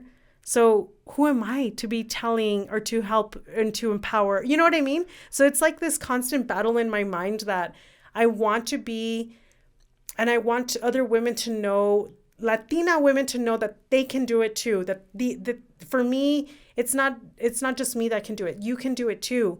But then there's that part of me that's like, but who are you to be telling them? Like, it's not like you have your shit together. Like, you know what I mean? Because I struggle as a mom, and I struggle as a wife, and I struggle as everything. I struggle as a boss. So that part of me is like, I feel, it's the imposter syndrome, So I fight with that constantly. So when I post things, I'm like, ya me voy. Like today I posted like a whole story, and I like seriously was like, yeah, like let it go. You already said it. You told the story. Walk away. Because I was about to go delete it, but it was so many stories that I was like, no, yeah, I already told them the story. It's that overthinking, yes. Right? And I'm sure, I don't know how active you are on your personal Facebook, if you have a personal Facebook, but like, I don't know why we're talking about this, but I think this is I need someone to help us out with this, by the way, because I need help with this. But let me tell you, like, I have a lot of people that I know from Facebook that they post left and right about very things that I wouldn't post. They're very unique. They're very... It's more like, political, no? Political, or también about their problems, relationship, like a lot of many things. Memes, así que, well, to me, like, I wouldn't... Pero cada quien su rollo, But then from time to time, I guess they do get criticized. They do get judged. Not by me, by the way. But they do get it that they will post. I don't understand why people get that Facebook is just Facebook. Like, what I post is not real. It's not anything. Like, this is not me. And in my head, and I may be wrong, it's my opinion, like, no, that's 100% you. Yeah, it reflects everything you. We do, it's your reflection. Like, my question to them is like, do you post about golf? No, why not? Because that's not me. Okay, well, the same thing applies, right? So I'm not saying it's a bad thing, but own it. If you want to do that, own it, but do not think that this is like, oh, it's only Facebook, what I post. And because I'm very conscious of that, just because, like, based on what you're saying, like, what I post as well, like, is this what I want in other people? And it's so crazy because I'm an extremely confident person. Like, I haven't met someone as confident. Again, not sometimes it's even like goes into the other end. Pero I say que no importa, que todo lo otro, but then I don't. So, like, oh, so ¿qué pasó ahí? There's a disconnect. I think it's, well, of course, it's our inner voice, but it's also because I'm always in my head a lot. But I feel like it's also how we... just like that, like people post it. So you already have a reaction without really you don't say it, but you have a reaction to what people post. So you think, okay, do people have that reaction towards me? So I feel like it's your own reflection of your thoughts back at you, and it scares you, Interesting. I feel, well, me personally is mine, because there's things that I'm like, people post and I'm like, okay, like that maybe no, and then I think, okay, that's how people think of my stuff. You know what I mean? It's just, and I think just myself, I'm very critical of myself, and I'm critical of other people too, because I'm like, things should be done, and so that holds me back, because, and I think it's also being Mexican. We were very criticized. Since little, we've been criticized since... I know my flaws because my mom told me my flaws, not because anyone else did that, or my mom and my grandma. Like, they made sure that I knew every part of me that was not right. And so it's like... And they even call you nickname. Like, that becomes your nickname. Like, your flaws are your nicknames. And so I think that's part of it too. I'm sure they are. And I don't, for the most part, and again, I may be wrong, but I really would like to say that my empathy is really good, very solid, that when I see people posting or doing, you know what, I actually respect that because you're doing your thing. Yeah. Good for you. And you know what, I wish I can do that, right? But the one thing I don't like is when, when again, no, it's not everything that I post. This is not me. Or when they're trolling other accounts, because I see this a lot. They take the time to reply to every single sports, political, whatever you want. And I'm like, oh, like, I want to say something. I want to tell them that it's not. But again, when you ask or when you try to, or whether try to explain, oh no, this is just Facebook. This is not. No, everything is a reflection of everything. Even me holding this, raising my, that's a reflection of me somehow, some way. Yeah. That's the only one thing that I can judge when someone doesn't own their stuff. But once you own it, you're go for it. You know, that's kind of like my thing that I need some help with, and hopefully someone can help us both. I know, right? Because build that confidence, especially because we are in marketing. We know that we should be promoting our brand. You are doing much better than I am, right? Even with that, you are consistent and you do put a lot of personal stuff as well. But it sounds like we can take it to the next level if we really well. And I think also it's being vulnerable. Because I feel like you have to be vulnerable to put yourself out there, and that's hard, you know? So I think that's also what's hard, is that what people want is genuine, vulnerable content. You know, they want to get to know you, and so sometimes that's hard because you're like, do I want to let people know these sides of me, these parts of me, or do I just want to be superficial? Because you can be both. On you know, so I think that's hard too. And there's some parts that we can, like there's some vulnerable stuff that we're okay sharing, and other stuff that maybe we're not. Yeah. Right. For example, this podcast, like I was telling you, like the worst thing I can do is edit, because I watching myself mispronounce things, say words that I don't know how I just invented that word at that moment, and it's so hard for me. And again, Spanish is my first language, so sometimes I mispronounce stuff.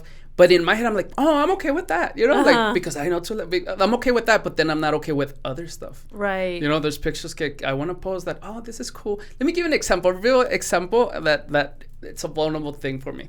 I recently, September 1st, we turned 2 years. We've been open with the hair salon, On Point Hair Salon, right?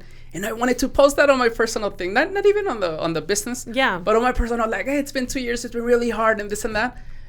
And I even thought about the caption, about the pictures, and guess what? I did not post. I didn't post that. Oh my gosh, I do that. I don't celebrate our birthdays either. I had to do my daughter recently. I wasn't going to do it on my open Instagram, but I was going to do it on my private Facebook. She recently had a birthday, and I was like, oh, like, I'm so happy. My daughter, I have custody of my daughter. It's been 10 years. Trust me, like, she's everything to me. And did I post that? No. Oh, my God. You need to stop this, by the way, Chelsea. But it's crazy how, like, now, like, me sharing this, do I care? No, I don't. It's funny because me talking about it, la verdad, I'm okay with it. But me doing it, I'm not okay. I know. Why, Chelsea? Why? I think it's that. I think we don't want to be. We're scared of being vulnerable. Just like us. That's all we want. Thank you for. I didn't envision this podcast to go this way, Chelsea. Empezamos a llorar. I know. Pero bueno, let's talk a little bit more business, because I know there's a lot of people that will benefit from that. What is, and you talked a little bit on the Thrive in your city event, as far as what are some tips, suggestions that you can give another woman or maybe anybody that wants to open up, not only when it comes to opening, but when you have those difficult moments, like you said, you will have difficult moments. What is it that what is your best advice for that? I think we may have spoken about it, but I feel like it's so important to envision it. You know, I think that's the most important part, that once you see it and you breathe it and you know what it looks like, it's just harder to give up on, because it becomes a part of you. You know what I mean? And so I think that, and honestly, I think that's the hardest part, or at least it has been the hardest part sometimes for me to envision it, because that means you have to believe it. Like, you have to believe that you're going to become that person, you know? So even seeing it is like, but am I going to be that? Or can I do that? Or can I, you know what I mean? So for me, that was hard for me to envision certain things. But once things started working out, I'm like, okay, now it's easier for me because I have the practice, I guess, of it. But envisioning it is important. And honestly, just staying at it, because there's going to be those hard parts, and just keep showing up. The difference that has been between me and other entrepreneurs that I started at the same time is that I've been consistent. Other entrepreneurs didn't show up or keep showing up, and I did. Even when it was slow, even when it was hard, I kept showing up. And you know, I've just seen so many different businesses, you know, develop in their own way, and I think about it, like what has been different for me that I have been able to grow or surpass them is that I show up, that I'm consistent. It seems so easy, but it's the hardest, that you need to keep showing up. Even when no one is showing up for you, you need to show up for yourself. If you say that your hours are 11 to 4, show up 11 to 4. Don't close early because no one showed up. No, you close at 4, because I'm telling you, when I had Mancha, I would have my son there and we just would, 0 people. No one would come in. And I would just be like, what am I doing? What am I doing? I have made 0 money. And it, at the same time, I was spending time with my son, but it was still stressful. So it was like I was spending time with him, but I'm still stressed because my business isn't working. But I was like, okay, but these are my hours. And I would even, because Carlos helped me more in the store back then. And he would tell me, hey, no one has come in. It's 3. I'm like, no, you stay till 4. Because that's what we said. We said till 4. And all it takes is one customer to show up and spend $200. And then that's our day. At that point, our goal was $200 a day. So you made your goal. That's all. We just need one person to show up and they could make the day. And it works out that way, And it just, these little nuggets start to fall, that where the world starts showing you you're supposed to be doing this. Yes, you are doing it right. Yes, you know what I mean? There's like, I think it's like you go through the Sahara and like nothing, and it's hard, and then there's like little nuggets like, okay, you're doing it, okay, you're okay. You know what I mean? And it just works out in the end. It's so frustrating because I would hear this on NPR when they would, it's interview entrepreneurs, and they say these things, and I remember hearing them back then and being like frustrated by them saying like, just believe in yourself, just be consistent, just because it's like, hey, it can't just be that. And then now I'm here saying the same thing. Be consistent, show up, keep at it, envision it. It's like these easy things that don't cost you money to do. To show up, it doesn't cost you money. To envision it, it doesn't cost you money. And it's so easy that if you just stay at it, it works out. Yeah, it's perfectly said. And it goes back to my take as well. When I watch or listen to podcasts, like everyone seems like so simple. And my take is, okay, tell me why. Like, give me an example, right? Because it's not as simple for someone that is not coming from your background, that didn't suffer, or maybe had the rich dad. It's way different, right? Yeah. So tell me how, tell me why. And then going a little bit back to what you said as far as like having that self-discipline, doing the things. I think, and again, because I going back a little bit to kind of like some of the things that you said, that I'm with you 100%, because that's your own brand, but not with people, but with yourself. Mm-hmm. Like with myself, that's the person that I am. That right. When I say I want to do something, I do it, mm-hmm. regardless. But again, not because of people, because that's my image, and that little by little has helped me with my confidence, because that's me. And when you said, you know what, no, I do this way, and I close, even though something, again, 11 to 4 or whatever it is, but it is more than like having this, not even thinking about the business. I think it's more like thinking about yourself. I'm not gonna set myself for failure. Like, I'm proving something to myself. Mm-hmm. Is that right? Yes. And you know what, something else that it has helped me is that, like, things that I didn't know, I found out. I mean, like we were talking, the school of YouTube, I didn't know how to build a website, and I couldn't afford someone to build my website. So I did it. Figured it out through YouTube, and I built my own website. It took me a long time and it was hard, but now I can do everything needed for my website because I built it myself. And, there's the excuse, like, I have 2 kids, I have a husband, and I have my 3 businesses. There's time, maybe sacrificing sleep for a month. Maybe you're going to have to do that to do what you need to do, but then it pays out greatly, even bigger in the end, So a lot of things that I didn't know, I made sure to find out how to do it. Like, photography. I took a photography class at UTEP to make sure that I was taking quality pictures. And, the little things that I didn't know, I made sure that I found out. Accounting, I took accounting in college, but it was with a different mindset of just trying to pass my accounting class. And now it's a different thing because it's with my own money and my business. So I went and took a QuickBooks class to make sure I understood how that works, because it's my money. So there's different things that if you don't know, go find out how to do it. You have that time to find out and make sure you're efficient at it, so you know how to run your business right. So there's little things, and I'm telling you, I started off with no money, so it's not like you need a lot of money to do it, but you need to be willing to put a lot more work than the people that have the money, because you're gonna have to teach yourself these things, and you're gonna have to sacrifice more to get even at the same level as the people with money, but it's worth it because you know how to run your business even better. Definitely. Well said. Yeah. Now, when some of my friends, and even people that I just know, they ask me, hey, I want to open up a business, what is my advice? Going back to everything that you said, and sounds maybe rude, maybe too direct, but it's that self-awareness. Before you open up a business, do you know yourself? Are you the type of person that has faced a challenge and somehow, some way made it happen? And if you're self-aware and honest to yourself that you don't know, then don't do this. Mm-hmm. You first of all have to be because it sounds, everything you said, even before your business, school, a challenge that you had, that was you. Mm-hmm. Now you can do it in the business world. Right. But if there has not been a moment where I can say, look, I'm able to stick to a diet, I have been able to work hard, I've been able to keep a job where I don't like it, but because sacrificing something, right? Right. Know yourself first there.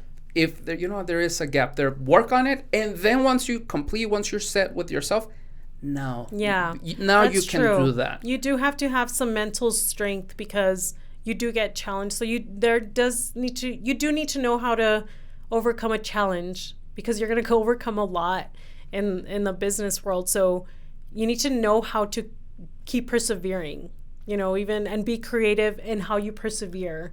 So you're down in the dumps, and you need to be creative on how you're going to get out of this hole, so and that's hard because sometimes it zaps your mind how exhausting it can be, that you don't even want to think about or can't think about it, and you have to survive. 100% on that, for sure. Because a lot of people that think it's enough, but the truth is that if you watch a novela, if you hear maybe yourself, I'm like, oh, I'm gonna open up a business right now. That's and in your mind, when you tell other people, or you really buy that yourself, this is gonna be it. This is going to be different. Mm-hmm. Maybe I wasn't able to keep whatever job or whatever project before, but I'm so motivated that this is gonna be different. Mm-hmm. And that's kind of oh, guess what? No, it's not. The truth is there has to be some proven ground before you can do everything else. At least that's my take on a lot of things, because it doesn't come from not even the work. I think it's more mentally, going back to what I was saying, if you believe in yourself, there's no way that you're gonna fail. Mm-hmm. I really think so. If you 100% believe in yourself, you will find a way to make it happen, even if it's closing it down. Mm-hmm. You know what I mean? Even if, the reason why I'm closing it is because I have a big project. But I'm not saying that just because it's an excuse. No, this is what I really mean. Yeah. You know what I mean? And talking to you that you have so really great characteristics, I'm like, okay, that's great. But I also know a lot of people that they can't even keep a job for 5 years. Or let me go back. For a year or 2 years. Why? Because the boss. Because they you know what? It's always something else. Mm-hmm. It's not them. It's situation happen. It's okay. It is, and it's so easy to make excuses. I mean, I make excuses now to other to other things. I mean, I'm not. What do you call it? It's not like I don't, because it is easy to make excuses, but being so self-aware that you're making an excuse and correcting it, or knowing that, hey, you're making an excuse and you're going to set yourself back, then that's the difference, and saying, because you're right. I have spoken to people and they're talking to me and they're not self-aware. And I'm like, do you realize what we're talking about, who you are in the situation? And they're totally oblivious of it. And I'm just like, oh, okay, yeah, no, it can't work that way. You have to be really self-aware of everything, because everything gets tested when you're in business. And I'm sure that initially when they first have that interaction, when they see their shop, then I'm like, oh, definitely I'm opening a boutique. I'm going to do this. And like they're in their mind, they're really hyped. They're really, really motivated. But then guess what happens like 3 months, 6 months after that? Okay, there's no sales or something else. Do they have what it takes to find a way somehow, some way? Yeah. And that's the tough part, right? That is the tough part. That's why you need to have a podcast so you can educate a lot of people, including myself, as far as how to do stuff, you know? Instead of consuming, because I know you do consume a lot of outside podcasts, other things, why not consume something that I can learn something from here? Yeah. Right? The last topic that I have for you, and this was not even planned, but now as our conversation is getting good, I had a business owner here. And this is not on a podcast because I did edit this. But we talked about supporting local. Let me give you my take, okay? This is a local business that I have. But and maybe this is where it's going to difference because your business is like local stuff from El Paso for sure, right? But I'm against when people say support local. Okay. In my mind, Walmart is local because someone is working there that if you were to go to Vista or maybe like a local place, yes, you're supporting local, pero ¿qué va a pasar? What's going to happen to a Walmart? And there's a high chance that Walmart employee is being treated better than the other employee without benefits, without this and that. What Cinta de Oro and I talked a little bit about this is, of course, not support local. Just because you open a place, there's people, and you know this, I'm sure that, yes, they're opening their shop. They're local, pero they're bad people. They just care about the money. They just do that. Pero you're going to go there to support local? I have a big issue with that. What we were talking about with Cynthia is support people and movements. Like if it's a movement for your city that you're looking at, for example, in your case, like it's you, even like now that I know, of course I want her to be successful. I'm supporting you, your husband, the struggle, the mindset, the things that you are, I'm supporting that. And I'm also supporting the movement. Of course, I'm also love El Paso, and I want El Paso to be like top mind and also to be looked at in a positive way. I'm supporting that. But am I supporting local because you live here? No. Y mucha gente that we had a conversation about that I had to it got really heated. Not in a bad way, but it was, no, how are you going to support like this other person that you don't know instead of like, and I get it. But then the employees at your store, sounds like you do, but most of the employees don't have the same like friendliness, the same passion that you have. If the store owner te aseguro que very friendly, really happy, like for sure. But there's a lot of restaurants, businesses que sabes que they don't take ownership. They don't really care about working there. So like, am I coming to this mom and pop's place to eat even though just because I'm supporting local? So es que esta waitress from Village Inn, or ya no sé cómo se llama ahora, she depends on my tips as well. And this Village Inn, there's a lot. So that's my take on that. Support people, movements, but not because I think people mean what I'm trying to say. Just that it's really simple to support local. Like, espérame poquito. What are your thoughts on that? I have not thought of it that way, but I understand it. I think. Let me sit on this for a bit. No, go ahead. Hey, te digo, in your business it is different because before that it was just Walmart, right? And of course, like it was like those places for souvenirs for things of El Paso that they were made in China, most likely, right? Yeah. And yours, it's way different. And it's okay if you have a different opinion. It's just that's my take when I overhear like from business owners from El Paso. Digo, there's a high chance yo conozco gente muy mala that you have, and I'm not supporting you. You know what I mean? But then I know your movement, what you're trying to do, and for sure support you. I feel like, Talk to me. I think I agree with what you're saying because you're right. There is some people that start things because they have the money to, not because they're passionate or because it's like they just fill the gaps, you know? Not because they're trying to support the community, but because they have the money to do it, you know? So it's not like they have this passion and they don't treat their employees well. They kind of like open the place and then leave it. So I understand where you're coming with in that. And maybe there is, you know, the corporate side that does take care of their employees better than maybe some local places. man, I really honestly, this you throw me off like left field here because I haven't thought of it that way. But I think the way that you think of it is you are gonna have to do more of your homework. You know what I mean? Because there's places that I go that I know are local who I do not know who owns it. Like no a clue, no idea, you know? But I know it's local. And so I'm like, well, that's local, you know, so it's better, but I do not know the owner or what they stand on. Like it's like there's funny because during the pandemic it became very political and, you know, people pick their sides and then you found out, you know, political stances from certain businesses and also it came out like how employees were being treated, you know, as well. And so I feel like maybe the good thing is that if you go local, maybe there is a local competition that does it better. I mean, I don't know. I still prefer local. I still would prefer to go local than to the corporate ones. And just because I worked in corporate and it was so ugly. Like they just don't care about you. And I think it's harder for me to see it differently because I love my employees, you know, and they're my family and I feel like, you know, every local business should feel like that because they need to be connected to the people that are helping them being successful. So I don't know. I don't think I have like a good take on it because I see what you're saying. I see what you mean is like support the movement, but then you're asking people to dig deeper into what the business stands for and how do you find that out?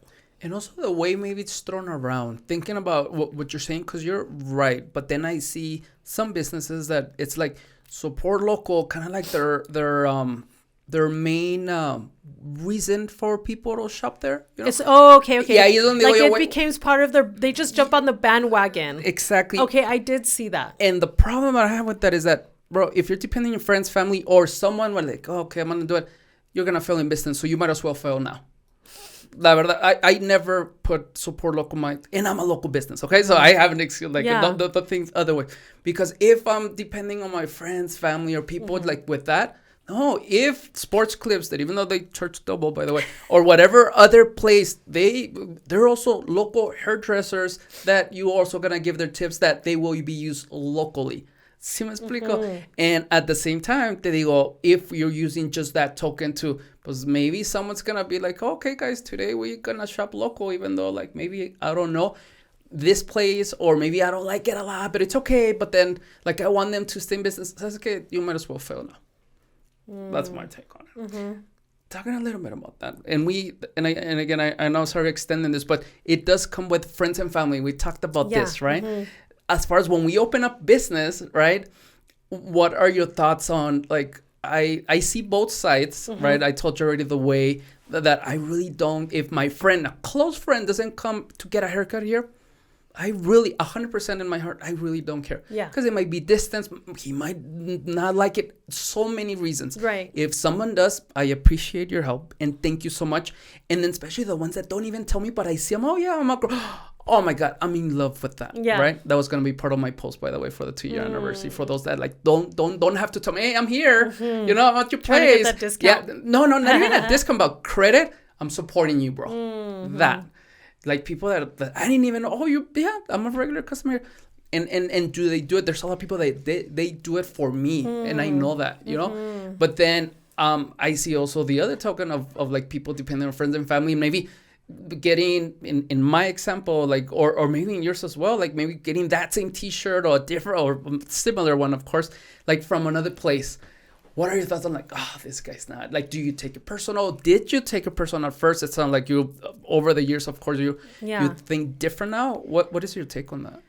You know, in the beginning, my family, well, Carlos has a huge family. Like when we throw birthday parties, it's like minimum 100 people. Really? Yes. Okay. It's big family. So honestly, in the beginning, they were our first customers. Like they were the ones that were supporting it, you know, and believed in it. So it was really important for us in the beginning, for our friends to show up, for our family to show up, and they did. And so I feel like that's something that maybe we are lucky to have in El Paso, is that we have a big sense of community. And so, you, like my kids, my best friend is their tia. Like, friends are tios and tias, so our family is not just blood, but it extends to friends.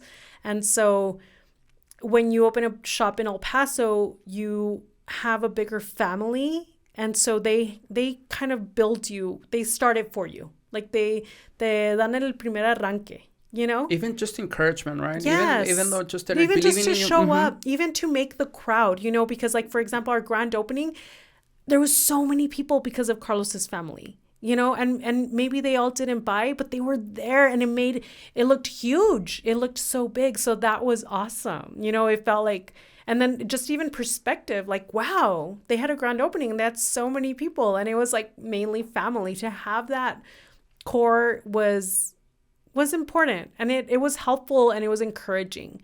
And then of course, once you keep going, well, you don't solely rely on them. That's also not fair, to like be like, hey, well, keep shopping with me, or that's not fair. So now, of course, I appreciate when I see them, when we see any of our friends or family come in, the same as like, oh, we're so thankful that they came. And but we don't expect it or rely on it, or are like mad if they go somewhere else. We get it. But definitely in the beginning, I think it's important. Like, I've heard I've seen several things like throw a business shower. Like if someone in your family opens up, like invite everybody, every tío, tía, cousin, show up for that one, because it's a hard decision to make. And then just to show that encouragement is important. And then after that, don't rely on it. Don't rely on that family to be your consistent customer, because it's not, they can't be your cheerleader all the time. You're going to have to find those customers and that core base. But in the beginning, it's definitely important. Now, do you feel like if right now maybe they don't shop as much as before, do you take a person? Did you take a person out first? Like, was there something in there? No, I don't. And I didn't, because it just in the beginning, when it was the hardest, they were there. And I will never forget that. That was the most important time. And so now that they maybe don't shop as much or whatever, I don't. I'm like, they were there in the beginning, and then they're always there in our every grand opening we've had. They're there, like they're there to party and support, and they show up, and so we always have huge openings because of them. Nice. Yeah. Do you still have people that reach out wanting a discount for something? No. Cool. No. Yeah. No, they don't. And I do have a code for friends and family that they only know. So I go, hey, when you go to the store, use that code. And my coworkers know that those people are VIP because they know that phrase. So I have that. So it also, it's also because they're like, I want them to feel VIP. So when when the coworkers hear that phrase, they know that those people are important to me. So they get a little bit of like, hey, how do you know Chelsie? How do you know Carlos? And they get that other conversation part of it. That's cool. I feel like I never had to deal with that issue, not even at the beginning. Mm-hmm. I actually had to deal with the opposite. When my mom, when my dad, when my sister comes, like, hey, you don't have to pay. They pay. Like, there's no way I can convince them not to. They go, hey, can you please stop? Because it makes me feel like, hey, ¿cuánto es? Mi papá, and like, Mom, and I'm like, but that just tells you what type of person they are. That, hey, this is a regular customer. Same as a lot of friends. Hey, this is what it is, And it feels really good. It does. Bueno, pues, just to wrap it up, I do have my last question that I ask every single guest. Yours is gonna be interesting because you're Chuco chingona, so it's gonna be good. But before I do that, I wanna once again thank you for your time. We've been on for about 2 hours. We spent half an hour at least talking when you first arrived. Yeah. And again, I just want to thank you. You can be with your kids. It wasn't as scary. You see? You make me feel bad. What do you mean? My questions, like, do I need to be prepared? Like, what are you talking about? No one else digs this deep. So no, it's good. It's good. Keep doing it. It's good because people want to know these things. They want to know those questions. They want to know more. And most of the time, it's like the same question. and they don't dig deeper. So I'm glad that you've built this platform, to give people the opportunity to even speak more about it. Oh, I appreciate that. My number one mission, and I tell everyone, is like for my guests to like it. I record it because it's a great excuse to upload and other people to take advantage.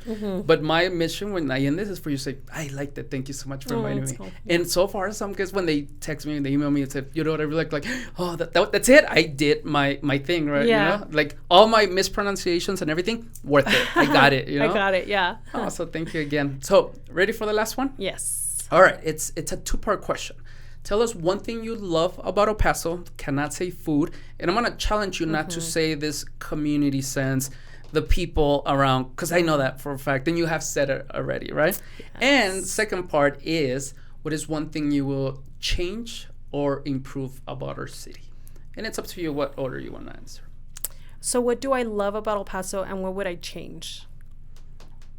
Yeah, or if you want to say something that you don't like about El Paso, if you want to position it that way. That's where the tea is. Yeah, you see? Like that's why people listen in. They're like, "Ooh, what's the tea over there?"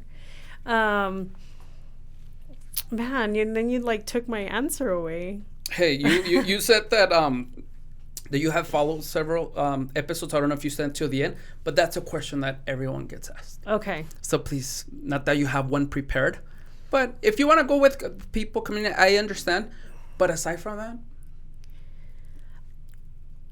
I think that something that I didn't know until I left El Paso was how blended it is and how beautiful it is that we're on the border. I thought that was normal because I grew up here and I didn't, travel a lot growing up. And so leaving, I was like, and people would say, wait, you live on the border? You grew up in Juarez and went to school in the United States? And people didn't understand that. They were like, where is this on the map? And I was like, oh, wait, this is different. I did grow up in Mexico and I went to school in the United States. Like that is something so different that is, it brings a different flavor of community to us because we get to experience both cultures, and we get to experience the bad. And something that I think is crazy is that, Mexico, I think, humbles us as well because we see those people struggling and they're our neighbors. And then you see the success that you can get in El Paso just across the border. And so that is also eye-opening and something that I grew up with, growing up in Juarez, that when we would cross the border, seeing those little kids and wanting to like put them in the car and be like, why can't we just take them and help them, and not understanding that as a child, and that sitting with me for a long time. And that has also given me that of wanting to give, because I've seen the lowest of the low constantly every day crossing the border. You see it. And so I learned a lot by being in this bicultural community. And you appreciate it once you see it from the outside, right? Yes, once I left. I feel like you have to leave to understand how beautiful and also how sad it can be, and how I feel like it gives you a sense like, come back and change it. Come back and do better. Come back and put your stamp on it, because you know what it is, and you know what the fabric of it is, and make it something that different that you feel you can change, So I think that's something that I really love about El Paso. Very well said, because you're absolutely right. Yeah. When people say, because from my job, there's a lot of people out of town that come, the number one thing they say is, oh, you're people, you're very friendly and this. And when I try to think why, overthinkers, like, it has to be, in my opinion, the way that we are able to appreciate, hey, I see the bad side over there, and I see how good we have it over there. And because of that alone, being, again, appreciating things in life, that makes us more humble, more friendly. And the way you talked about it, that's exactly right. We only either have to leave or have those examples of constantly people telling you about it that you're gonna be like, bro, like when people say there's nothing to do here in El Paso, oh no, you have nothing to do. There's so many things to do in El Paso. When I started this project, my fixed mindset was, but it's because I want to do something because nobody else is doing anything. Bro, way off. There's so many great people doing great stuff, you know. And now my take was, okay, we'll highlight that. But my initial was, there's nothing to do, and also the people. But that's not true, you know. But we just have to have a different mindset. And be able to, hopefully without having to leave, and if you leave that's fine, but understand how, I don't know if how lucky, but we are in a very good place. Yeah. And it's just so different. It's not normal where we are. This isn't the rest of the world at all, where we have these two worlds combined. It's not normal. Because until I left I was like, oh, you don't have that. How often do you visit Juarez? Do you go often or no? Before the pandemic, we would visit quite often because I have my appointments over there that I do and things like that I do. You know, and also that, you know, affordable healthcare as a business owner is a, you know, if you don't have healthcare and you can go across the border and get way more affordable healthcare, that's a plus, you know, being able to have that option, because people travel far to come over here to get this affordable healthcare. So we're pretty lucky to have that. But yeah, so my dad still lives over there. Okay. My dad still lives in Juarez, so we would visit him and stuff. And I loved, honestly, I had told Carlos, like, let's go live over there, because you would live like a king and queen with what you're making here. I was like, let's go live over there. And I loved growing up over there because I had a lot of freedom. There was 3 parks in my neighborhood, and my freedom was those 3 parks. Like and the whole neighborhood knew me. Like they knew I iba a Chelsie en su bicicleta. And so I was part of this big neighborhood that took care of me. And I loved growing up in Juarez. And I wanted that for my kids, to give them that freedom of growing up in Juarez. But I don't know that it's the same with everything that goes on. But yeah, I mean, I loved being from there and having that opportunity to be able to experience both.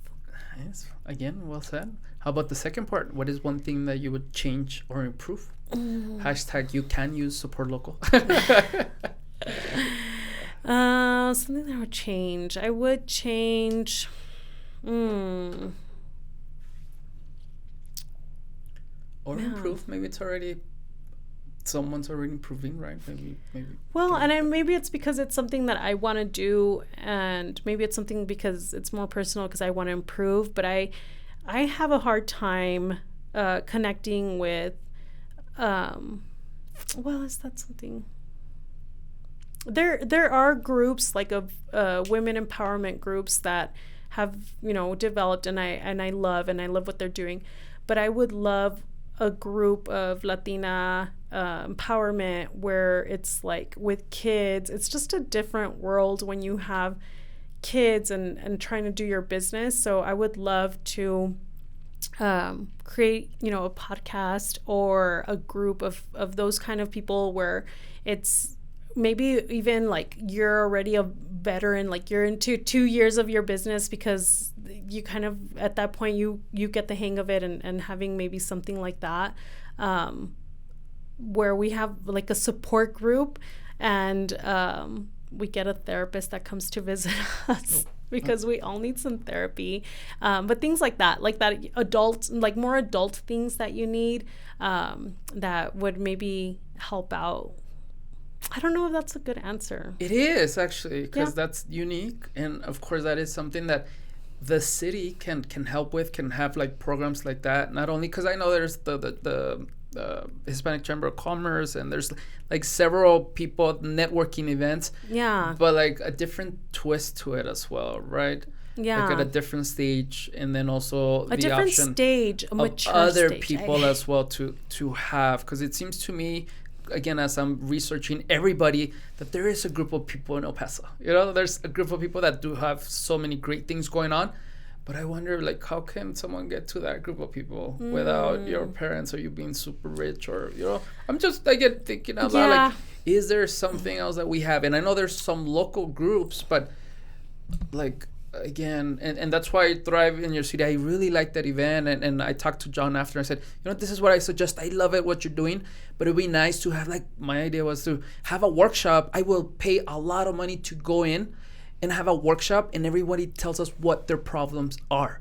Even if you make money, maybe your problem is wanting to open a third location. My problems, I want more customers. How can someone help me? Because again, the meeting and hearing the story is great. Yeah. But how many relationships do you keep after that, right? Yeah. Maybe you do, and that's gonna be on your own, by the way. You also need to do something on your own. But what if, like, there was this workshop, networking event that, hey, like, aside from meet and greet, and hearing a story, we're in a table right here, 4 people. What's your problem? This is my problem. This is your problem. This is the problem. Here's what it is. And then kind of like what you brought in, which is a really good thing. Can we also have something like that at a younger age? Like people that can give someone a different perspective on things. Well, and there's organizations, I think, for the younger ages, because these younger kids are they've got it so much, like I feel like they're more put together than I was at their age. And I feel like we can stay here forever. Yeah. If you could see, I asked half of my questions, and I have so many topics. It was good. But I want to respect your time. I think that 2 hours is enough. Maybe on your podcast that you create, maybe you can have me as your first guest, but then I'll be asking questions. So it's kind of like a part 2 of this. Yeah, we could do a part 2. Man, let's see. It's funny because it keeps coming up. I even ran into this girl that I went to middle school with. And she was like, my husband does podcasts, like he can help you with it. But I can't do things until I wrap my mind around them, and I haven't wrapped my mind around it completely. So do you know what subject or what is your one thing that you will be kind of like, okay, my podcast would be around this? Of course, can be changed. It's Latina empowerment. But like, because I really haven't found one good Latina empowerment, business empowerment, and where they actually own a business. Oh, I like that. Like they're just coaches, they're life coaches and things like that, but they don't own a business. And it's just like, how can you be my life coach if you don't own a business? Like you need to know how hard this is. You know what I mean? Like that. What type of advice would you give? Like what would be kind of like, would you be just talking about everyday stuff, or would you want it to be like hearing someone else and, hey, I'm going to give you some advice on that? Have you thought about that? Yeah, well, and that's the part where it's the, like, who am I to give advice, blah, blah, blah. So, I would want to get people that would come on to speak, and maybe we would share the ideas and talk about more of the stuff that we're going through. But I even would want to maybe not even, there's just so much that I feel in my world that I want to change, like even the education system. With my kids right now, I don't like it, and I don't understand why there's not a movement. Actually, let me change my answer. Whoa, let's do this. My answer would be I would change the education system in El Paso to be more about the children. And maybe it's not just El Paso, but it's all over, that it just doesn't give me confidence on how they are. It doesn't feel like our kids are the number one priority, and teachers are so exhausted. I haven't met one happy teacher. That I don't understand why a revolution isn't happening within the school system. And I feel very small, but I feel like I'm willing to back it up, if there was something that would to change that, because it just, having my kids in school, I don't feel confident that they are getting the best education or even the best treatment, because I see these teachers and they just look so tired. Like they can't even show up for our kids because they're just so tired being asked to do all these other random things that have nothing to do with the kids. Wow. So my sister's a teacher, so 100%. Yeah. You need to watch the episode with Ricky Ramirez, Teacher of the Year. Yes. I watched some of your highlights. Okay, well, next time no me hagas eso, because it breaks my heart that I have it. Did you watch it or not? Or you should have said, I'm going to watch it. I'm going to watch it. So now I feel bad, like, how come you don't watch the whole thing? I've just played. But the fact is that we talked about that in 100% deal. My sister's a teacher. And I agree with you as far as, I believe like 9 out of 10 people feel the same way you feel. but why is it that we're not more vocal? Why is it that we're not doing anything?